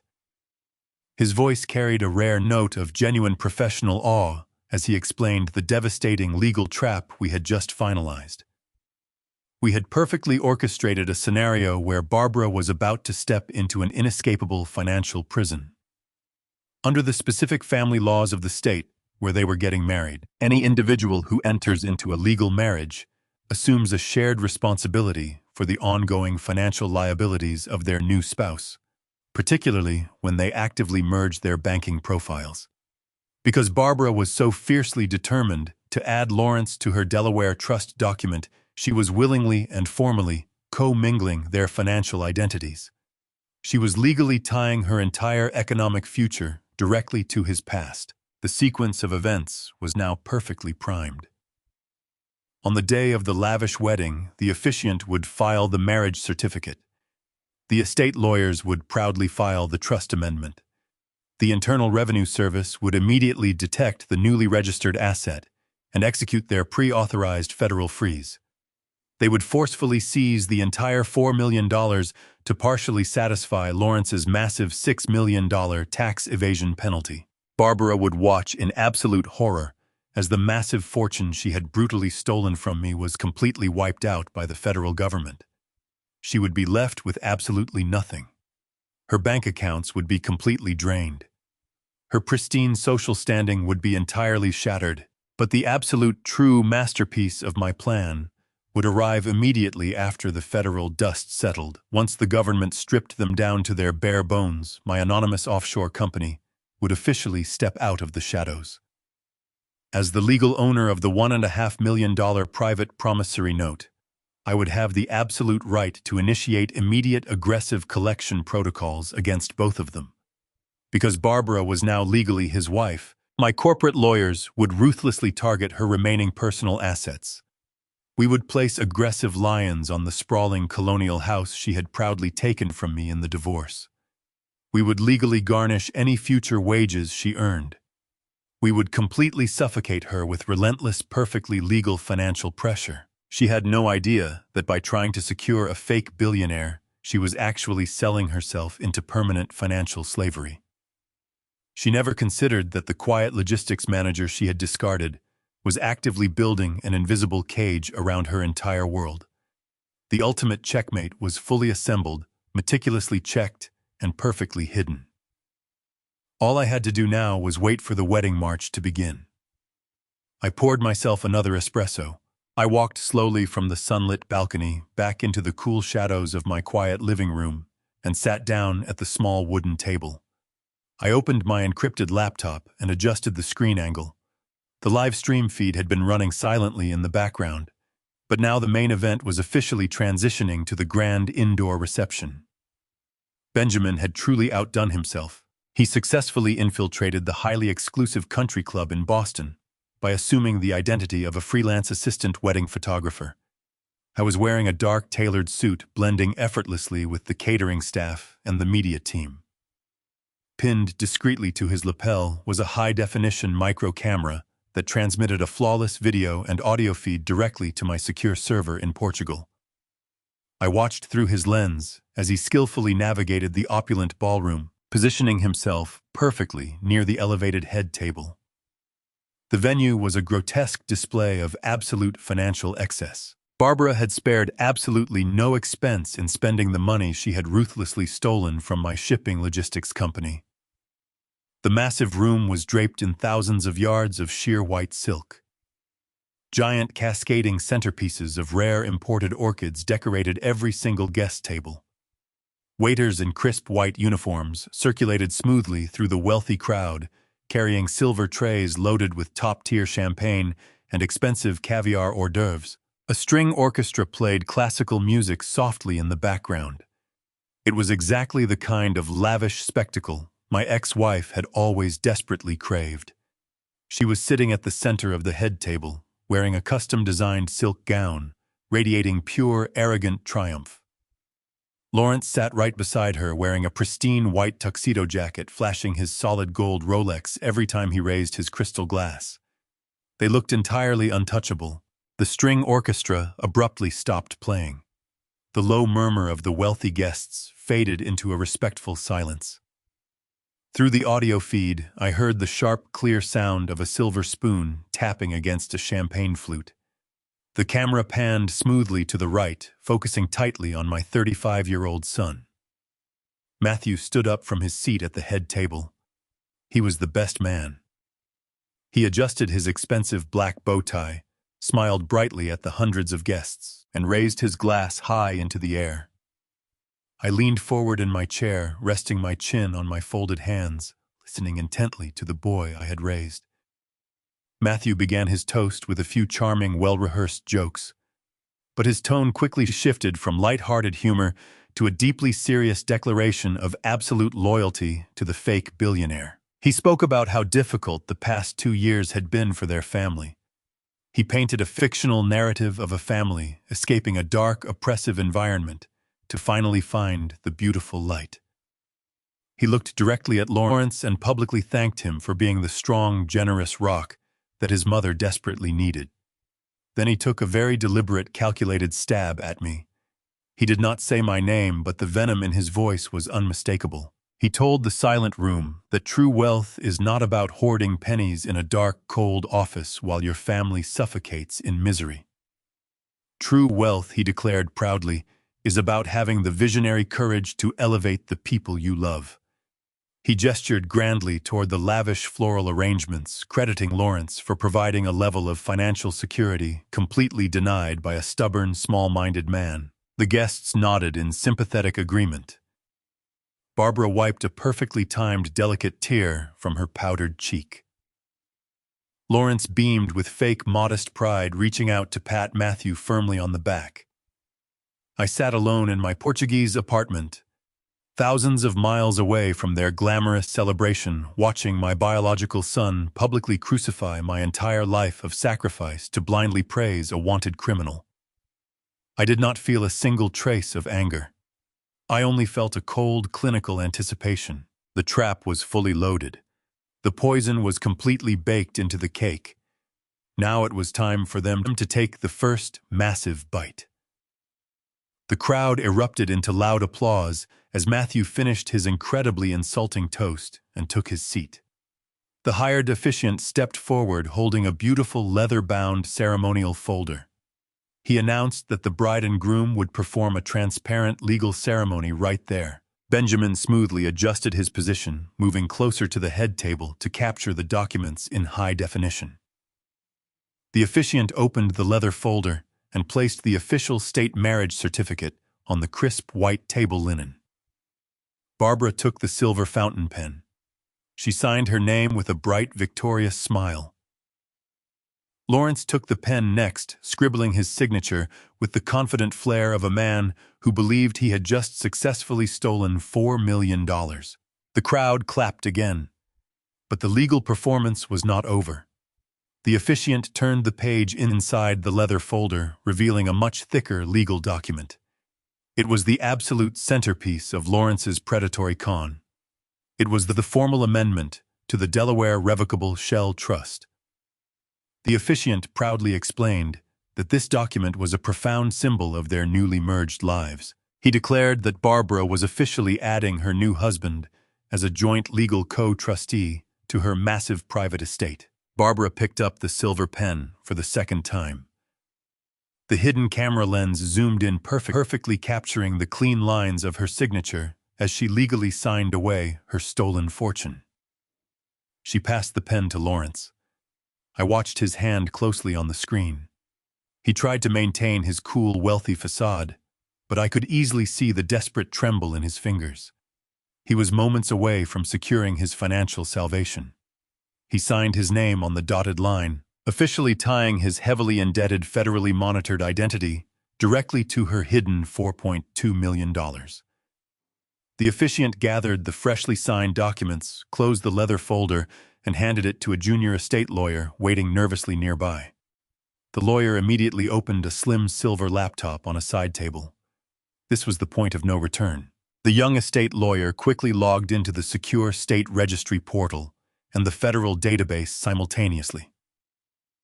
I shifted my gaze from the live video feed on my primary monitor to the encrypted Federal Alert dashboard, glowing brightly on my secondary screen. Benjamin had specifically engineered this precise digital environment so I could witness the exact chronological sequence of their total destruction in absolute real time. The lawyer rapidly scanned the newly signed marriage license into the system, followed immediately by the complex trust amendment. He confidently clicked the final submission button on his keyboard. On the video feed, Barbara and Lawrence stood up, raising their crystal champagne flutes high into the air as the entire ballroom erupted into a massive standing ovation. They kissed passionately, completely consumed by the glorious illusion of their grand victory over my life. At that exact same second on my secondary screen, the federal dashboard abruptly flashed from a calm green to a blinding, brilliant red. The digital tripwire was officially triggered without mercy. The Internal Revenue Service algorithms had successfully locked onto Lawrence Kensington's new joint asset. The inescapable permanent federal freeze was now in active motion. I sat utterly transfixed by the glowing monitors in my quiet living room. On the left screen, the lavish wedding reception continued in a state of absolute, blissful ignorance. The affluent guests were clapping enthusiastically, raising their expensive crystal flutes in a collective toast to the newly minted power couple. Barbara leaned her head against Lawrence, her designer veil catching the light from the massive crystal chandeliers above them. She looked like a woman who had just conquered the entire world.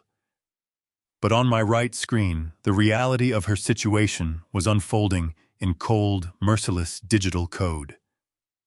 The bright red alert on the federal dashboard was not just a simple warning. It was an active automated execution order.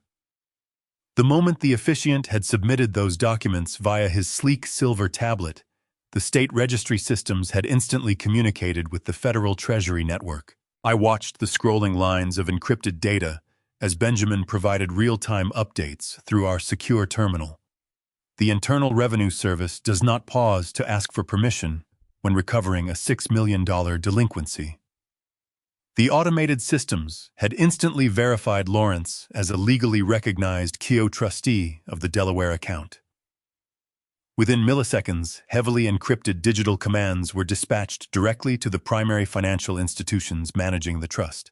I knew exactly what was happening inside the massive server rooms of those banks. Automated compliance protocols were actively freezing every single asset tied to that specific routing number.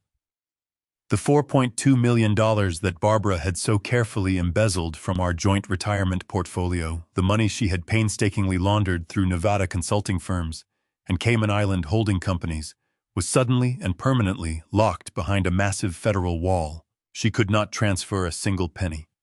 She could not withdraw a single dollar. Her stolen fortune had just been legally vaporized by the very man she had married to protect it. Through the hidden camera lens pinned to Benjamin, I watched my son navigate the crowded ballroom. Matthew was holding a fresh glass of champagne, stopping at various tables to warmly greet the wealthy guests. He looked incredibly proud, completely intoxicated by the glamorous illusion of his new family dynamic. He was eagerly playing the role of the wealthy heir apparent, utterly convinced that his new stepfather was a visionary commercial real estate tycoon. I felt a deep, profound sadness watching him.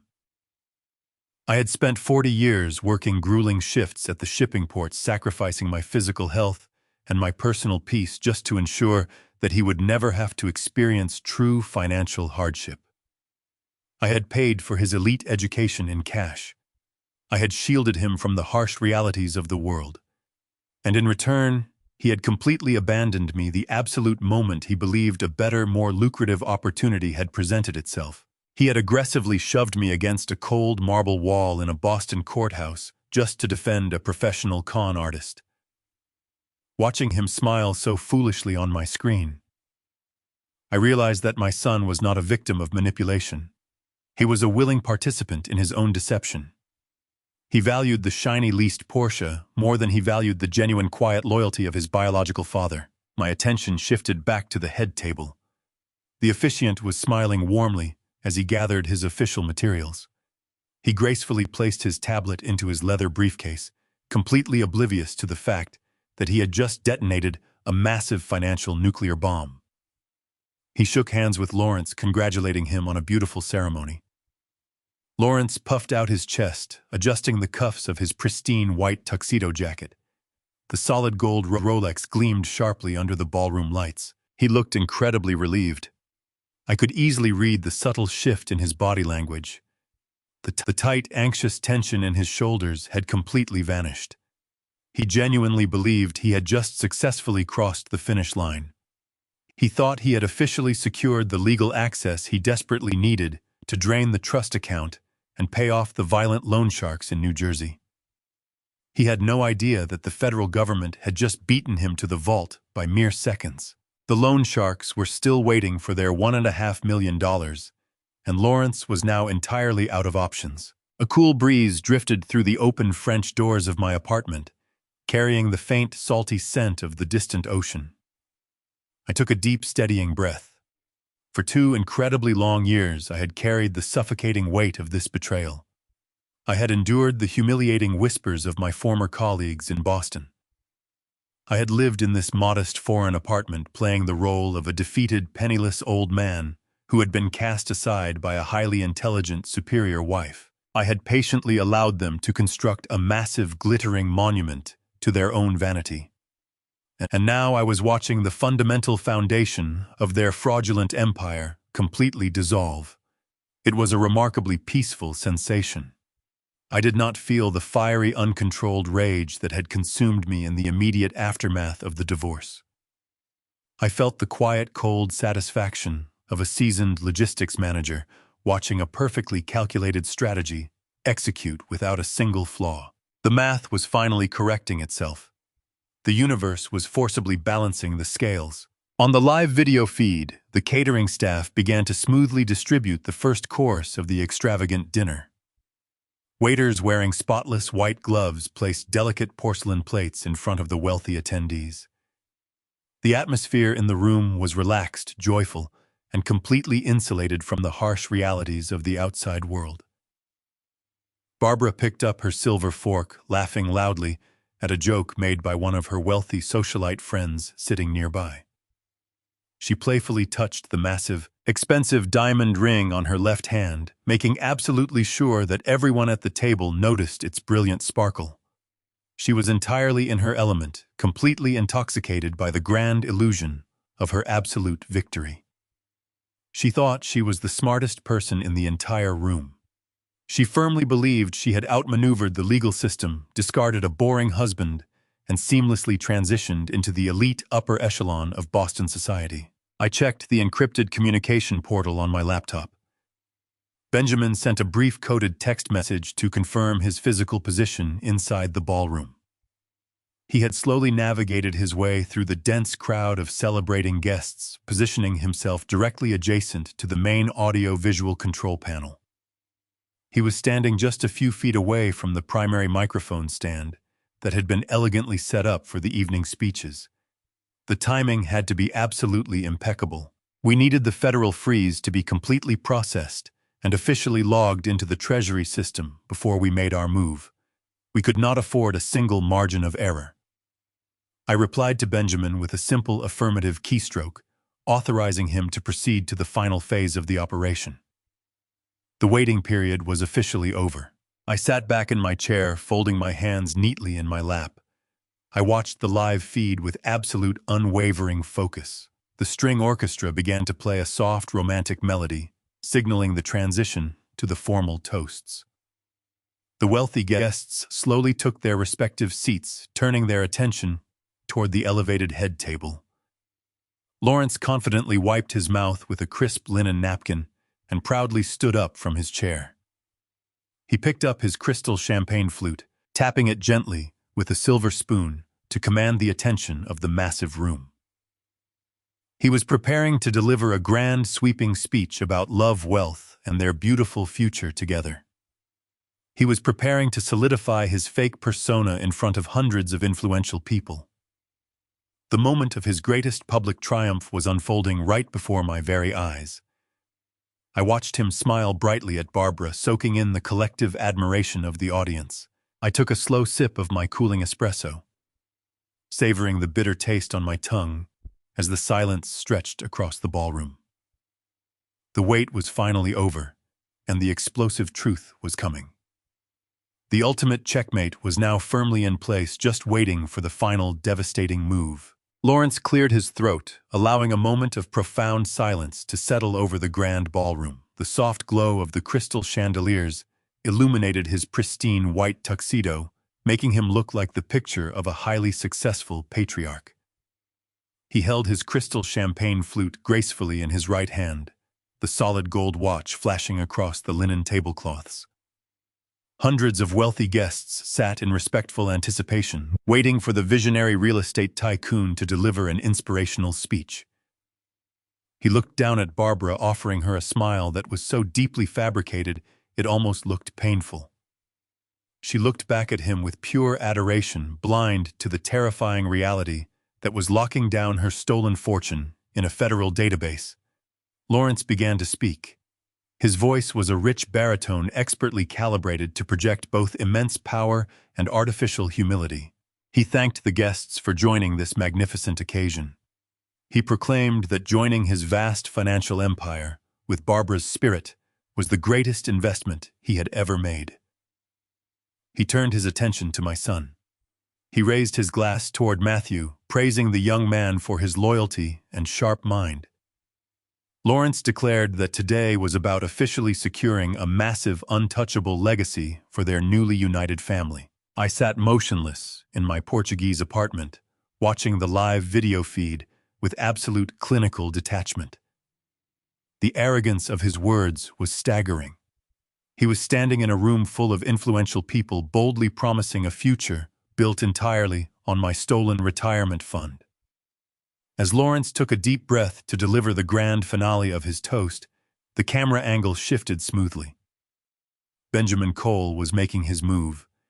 He had hovered in the dark edges of the ballroom, snapping candid photos and blending seamlessly into the background scenery. Now his posture completely changed. He gently placed his camera down on an empty catering table. He reached deliberately into the inner breast pocket of his tailored suit jacket and withdrew a thick, stark red envelope. The heavy seal of the United States federal government was clearly visible on the front flap. Benjamin did not rush. He walked with the calm, terrifying precision of a seasoned federal agent who had executed hundreds of high-level financial raids. His footsteps were silent against the ornate carpet as he moved directly toward the elevated head table. A few guests sitting near the front began to notice the strange, purposeful movement of the man in the dark suit. Whispers rippled softly through the front rows. Lawrence noticed the shifting attention of his audience. He paused his sweeping speech, his confident smile faltering for a fraction of a second as he looked down at the approaching man. He clearly assumed Benjamin was simply a confused staff member interrupting the toast. Lawrence leaned away from the microphone and sharply waved his free hand quietly, instructing Benjamin to step back. But Benjamin did not stop. He climbed the 3 short stairs leading up to the main dais. He bypassed the enormous floral arrangements and stepped directly into the bright spotlight, stopping merely a foot away from the fake billionaire. The entire ballroom fell into a suffocating, deeply uncomfortable silence. No one knew how to react.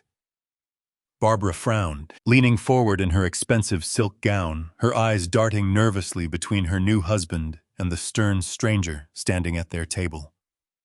Benjamin calmly reached out and firmly gripped the stem of the microphone, pulling it slightly away from Lawrence. He did not raise his voice. He did not yell.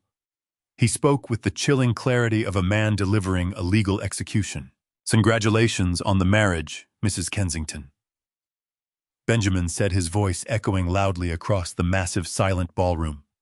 "It is my official duty to inform you that by the power vested in the Internal Revenue Service, your hidden $4 million Delaware revocable trust has just been formally seized to cover your new husband's $6 million federal tax fraud debt."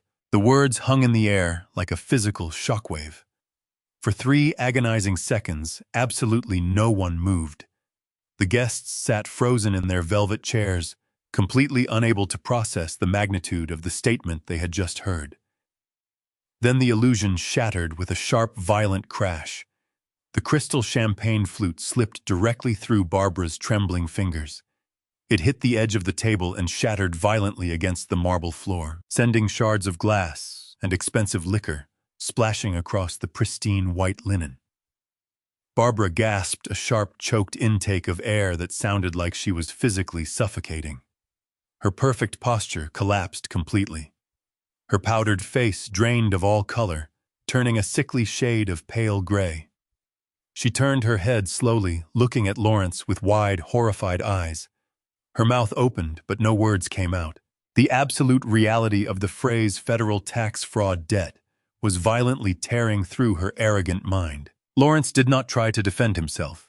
He did not attempt to laugh it off as a bizarre prank. The polished, charismatic real estate tycoon completely vanished, instantly replaced by the panicked, cornered animal he truly was.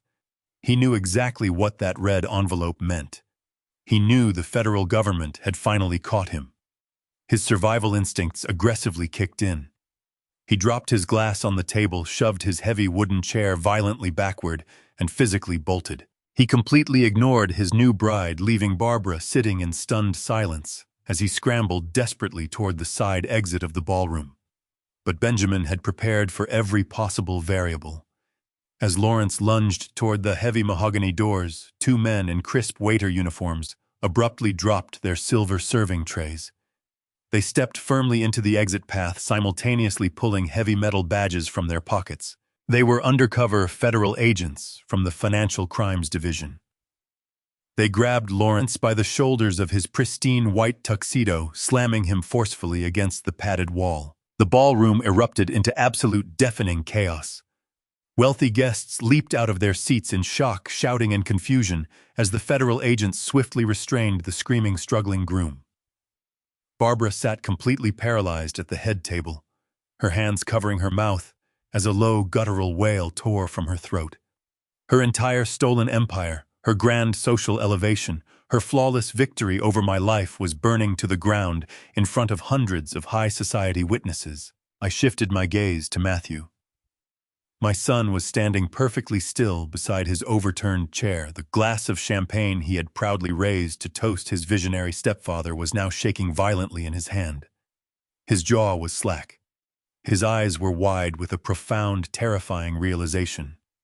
The custom-tailored tuxedo, the leased vintage Porsche, the promises of endless wealth and power, it was all a spectacular, devastating lie. He had viciously betrayed his own father to align himself with a desperate, broke federal criminal. I sat on my quiet balcony in Portugal, watching the destruction of their toxic world through the glowing screen of my laptop. I did not feel a single drop of pity for them. They had dug this massive grave with their own bottomless greed, and now they were being forcibly buried in it. I took a slow, satisfying sip of my espresso, savoring the absolutely perfect execution of my plan. The $4 million was gone, swallowed by the federal treasury. But the ultimate punishment was still waiting in the shadows, ready to be delivered. The live video feed abruptly cut to black shortly after the federal agents pinned Lawrence against the padded wall of the grand ballroom. Benjamin had quietly slipped out the side door, his mission entirely accomplished, leaving the devastated wedding party to deal with the spectacular wreckage. I slowly closed my laptop, the faint hum of its cooling fan fading into the quiet ambiance of my Lisbon apartment. I did not move from my wooden chair for a very long time. I sat in the gathering darkness, watching the vibrant sunset slowly bleed into a deep, starless night over the Atlantic Ocean. The profound silence of my apartment stood in stark contrast to the absolute chaos I knew was unfolding thousands of miles away in Boston. I imagined the bewildered, whispering guests hurrying toward the exits, desperate to distance themselves from the sudden taint of federal tax fraud. I pictured the untouched towers of expensive champagne going completely flat, while catered delicacies sat abandoned on silver trays. The grand, expensive illusion Barbara had so meticulously constructed had completely evaporated in a matter of seconds. I waited with absolute patience. I knew she would call. She had spent her entire life relying on me to fix every single problem, to quietly handle the difficult logistics of reality, while she focused on maintaining her pristine social image. Exactly 2 hours and 14 minutes after the raid, my secure cellular router vibrated violently against the table. The caller identification displayed a familiar Boston area code. It was Barbara. I let it ring 3 times, savoring the frantic desperation I knew was waiting on the other end of the line. Finally, I swiped the screen and brought the phone to my ear. I did not say a word. I simply listened to the frantic, ragged breathing on the other side. When she finally spoke, her voice was completely unrecognizable. The arrogant, condescending tone she had wielded in the courtroom was entirely gone. She was sobbing hysterically, gasping for air between frantic, broken sentences. "William," she cried out, her voice cracking with raw panic. "William, you have to help me. Please, you have to tell me what to do. Lawrence is a fraud. He is a complete, total fraud. The federal agents crashed the reception. They took him away in handcuffs right in front of everyone. It was the most humiliating moment of my entire life." She paused to take a shuddering breath, crying so hard she could barely form the words. I stayed completely silent, letting her pour out her misery. She continued, her panic escalating into pure terror. "I tried to call my estate lawyers, William. I tried to access my private accounts to post his bail, but my login credentials were blocked. The bank told me that the federal government placed an immediate freeze on the Delaware Trust. They took everything, William. The Internal Revenue Service confiscated the entire account to cover his back taxes. I am completely broke. I have absolutely nothing left. You always knew how to handle complex financial disasters. You have to tell me how to fight this. You have to help me get my money back." I listened to her desperate pleas, feeling a cold, impenetrable calm settle deep within my bones. I thought about the 4 months I had spent living in a tiny, damp room, eating canned beans and counting pennies just to survive. I thought about the sheer, unadulterated cruelty she had displayed when she stood under oath and branded me an abusive tyrant. I took a slow, deep breath, letting the cool ocean breeze fill my lungs. "They did not take your money, Barbara," I replied. My voice was incredibly soft, ice-cold, and perfectly measured. They took mine. The line went completely dead silent. The hysterical sobbing abruptly stopped, replaced by a tense, heavy confusion. She asked me what I meant, her voice trembling with a new terrifying uncertainty. I told her I knew absolutely everything. I told her I knew exactly how she had systematically siphoned $4 million from my logistics company during our marriage. I detailed the precise routing numbers she used to launder the stolen capital through the fake consulting firms in Nevada. I described her secret holding company in the Cayman Islands. I explicitly named the Delaware Revocable Shell Trust, where she ultimately buried my life savings. I heard her let out a small, terrified gasp as she realized the true extent of my knowledge. "You thought I was just a foolish, defeated old man," I said quietly. "You thought I was too tired to track down the fortune I spent 40 years bleeding for. You paraded that con artist in front of me, flaunting a billionaire lifestyle that never actually existed. You built an impenetrable vault for my money, and then blinded by your own sickening vanity. You voluntarily handed the keys over to a desperate criminal who owed the federal government $6 million. You did not just lose my money, Barbara. You practically gift-wrapped it and handed it directly to the United States Treasury." She started to cry again, but this time it was not a plea for help. It was the sound of a woman realizing she had completely destroyed herself. She stammered out pathetic, broken excuses. She claimed she did not know about his criminal background. She swore she was a victim, that Lawrence had manipulated her, that she was just looking for a little happiness after feeling neglected during our marriage. She begged me to show some mercy, claiming we had shared almost 4 decades of our lives together, and that I could not possibly want to see her completely ruined. I stopped her right there. I told her that she had thrown those 4 decades into the garbage the moment she forged those trading documents and allowed my son to push me against a courthouse wall. "But here is the truly fun part of all this, Barbara," I said, allowing a sharp edge of absolute triumph to enter my voice. "The federal government, taking my $4 million, was only the beginning of your nightmare. The Internal Revenue Service was not Lawrence's only massive problem. He also owed exactly $1.5 million to a highly dangerous private lending syndicate in New Jersey." I could hear her shallow, rapid breathing through the phone. She weakly asked what that had to do with her. I smiled, looking out at the dark horizon. I explained the fatal legal mistake she had made just hours ago. By aggressively insisting on filing that marriage certificate and officially merging your financial identities, you legally assumed joint liability for his remaining debts. When you signed your name on that dotted line today, you did not secure a life of luxury. You formally shackled yourself to his financial corpse. The syndicate wanted their money immediately, Barbara, and they were going to do terrible things to get it. She began hyperventilating. "But you do not need to worry about those dangerous men anymore," I continued smoothly. "You see, last week a completely anonymous offshore limited liability company registered in the Isle of Man stepped in and legally purchased Lawrence's delinquent promissory note at a steep discount. I bought it," I said.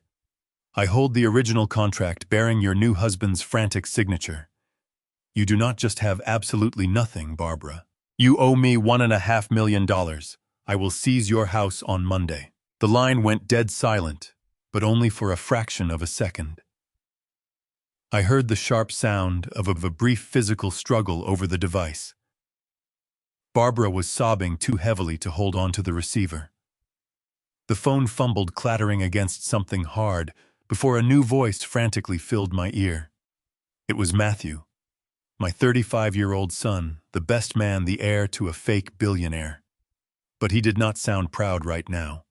He sounded completely broken, utterly shattered by the devastating reality of his collapsed world. "Dad," he gasped, his voice pitching high with raw panic. "Dad, please listen to me. You have to listen to me." I remained perfectly still in my quiet living room in Portugal. I let the silence stretch, forcing him to sit in the terror of his new reality. "I did not know," Matthew pleaded, his breath hitching as he started to genuinely cry. "I swear to God, Dad, I did not know he was a criminal. Mom told me he was a commercial real estate developer. She told me he had billions in properties. I just wanted to support her. I was just trying to be a loyal son to her during a difficult time. I listened to the pathetic desperation vibrating in his voice. This was the exact same young man who just a few short hours earlier had proudly stood in a grand ballroom and publicly mocked my entire life of grueling labor.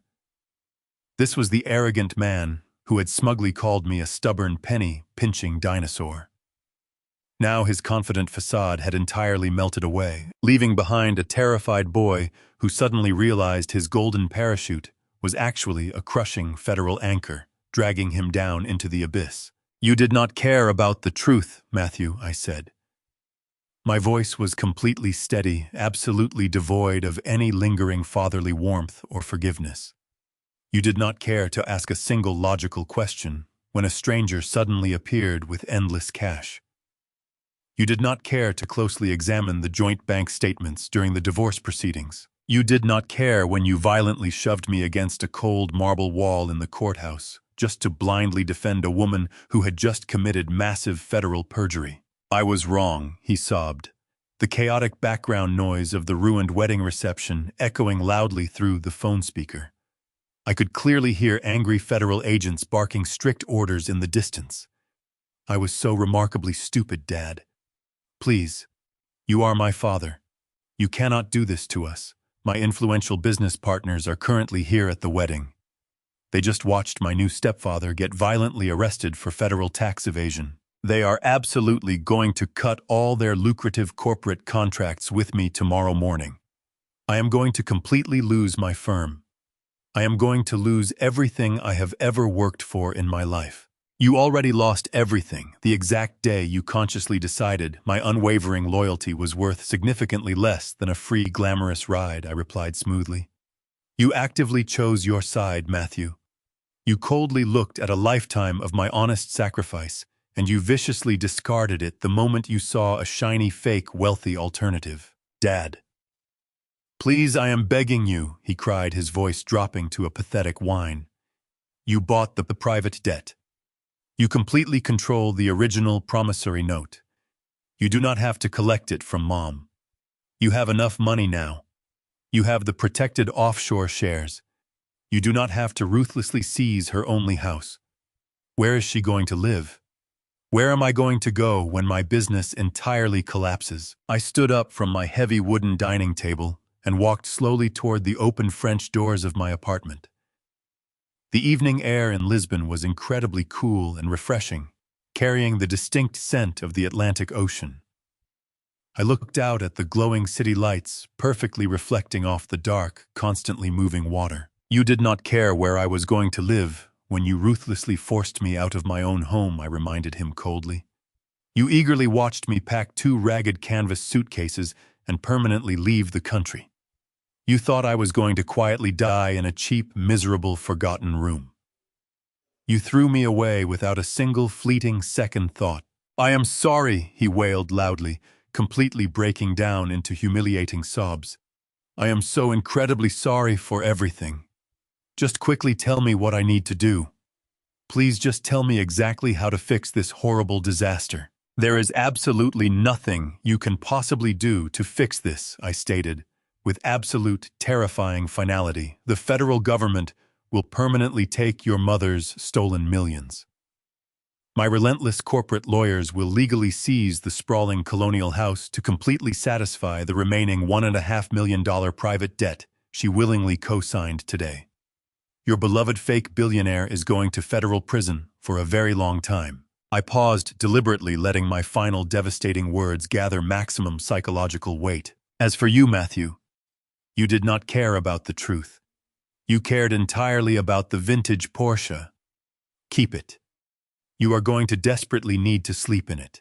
Before he could utter another pathetic, desperate plea, I forcefully pulled the phone away from my ear and pressed the red button. The call abruptly ended. The sudden, heavy silence sweeping into my apartment felt absolutely magnificent. I calmly opened the security settings on my encrypted cellular router.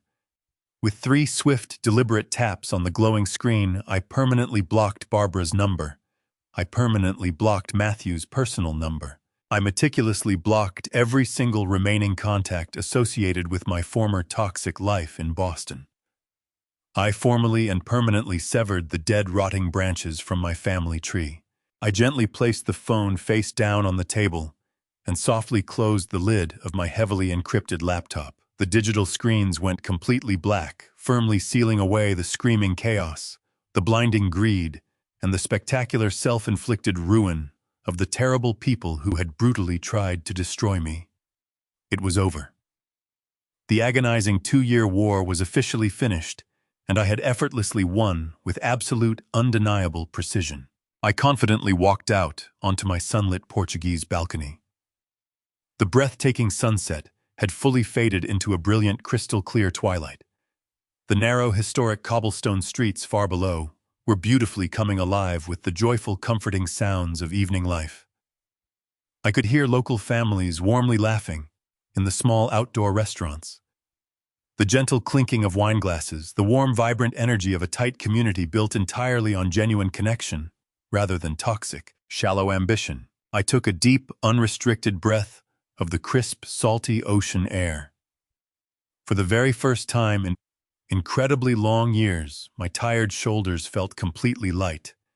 I was no longer a broken beast of burden, reluctantly carrying the massive financial expectations of an ungrateful, endlessly demanding family. I was no longer a discarded, heavily disrespected old man, pathetically hiding in the dark shadows of a brutal, unfair divorce. I was 79 years old, immensely wealthy, completely untethered from the past, and entirely victorious. I had successfully weaponized their own bottomless greed directly against them, masterfully using the strict, unforgiving mechanics of federal and civil law to effectively deliver a flawless, permanently binding checkmate. I leaned my strong forearms against the cool iron railing of the balcony and smiled widely at the glowing, vibrant city. Tomorrow morning, I would excitedly meet with my trusted financial advisors to quietly and intelligently structure my newly recovered wealth. I would passionately explore the beautiful, ancient, sun-drenched coasts of Europe without a single care in the world. I would drink exceptionally good espresso, leisurely read engaging history books, and live exactly the way I had always truly wanted to live. The heavy, incredibly dark chapter of my miserable past was permanently and successfully closed. My brand new, absolutely wonderful life had officially begun, and it belonged to absolutely no one but me. I watched the bright, shining stars slowly appear across the dark Portuguese sky, feeling an overwhelming, all-consuming sense of profound, untouchable peace. The brutal, calculating mechanics of justice had finally, perfectly run their course, and the sheer, breathtaking perfection of their total self-inflicted financial ruin was a glorious masterpiece I would gladly savor for the rest of my very long days. I had survived the worst betrayal imaginable, completely outsmarted their incredibly shallow, reckless arrogance, and emerged completely victorious. The future was vast, entirely unwritten, and entirely mine. The ultimate lesson was finally learned. I would never again allow anyone to mistake my quiet patience for foolish weakness. The game was over. The final spectacular checkmate was successfully executed. I smiled. Loyalty bought with stolen money is merely an illusion waiting to shatter. In life, people will often mistake your silence for weakness and your patience for ignorance. But true power does not roar. It observes, calculates, and strikes only when the time is perfect. Barbara and Matthew abandoned a lifetime of genuine love for the flashy facade of a con man, learning the hard way that greed blinds you to the traps you walk into. Never compromise your dignity to fight in the mud. Let the truth, the law, and their own toxic ambition do the dirty work for you.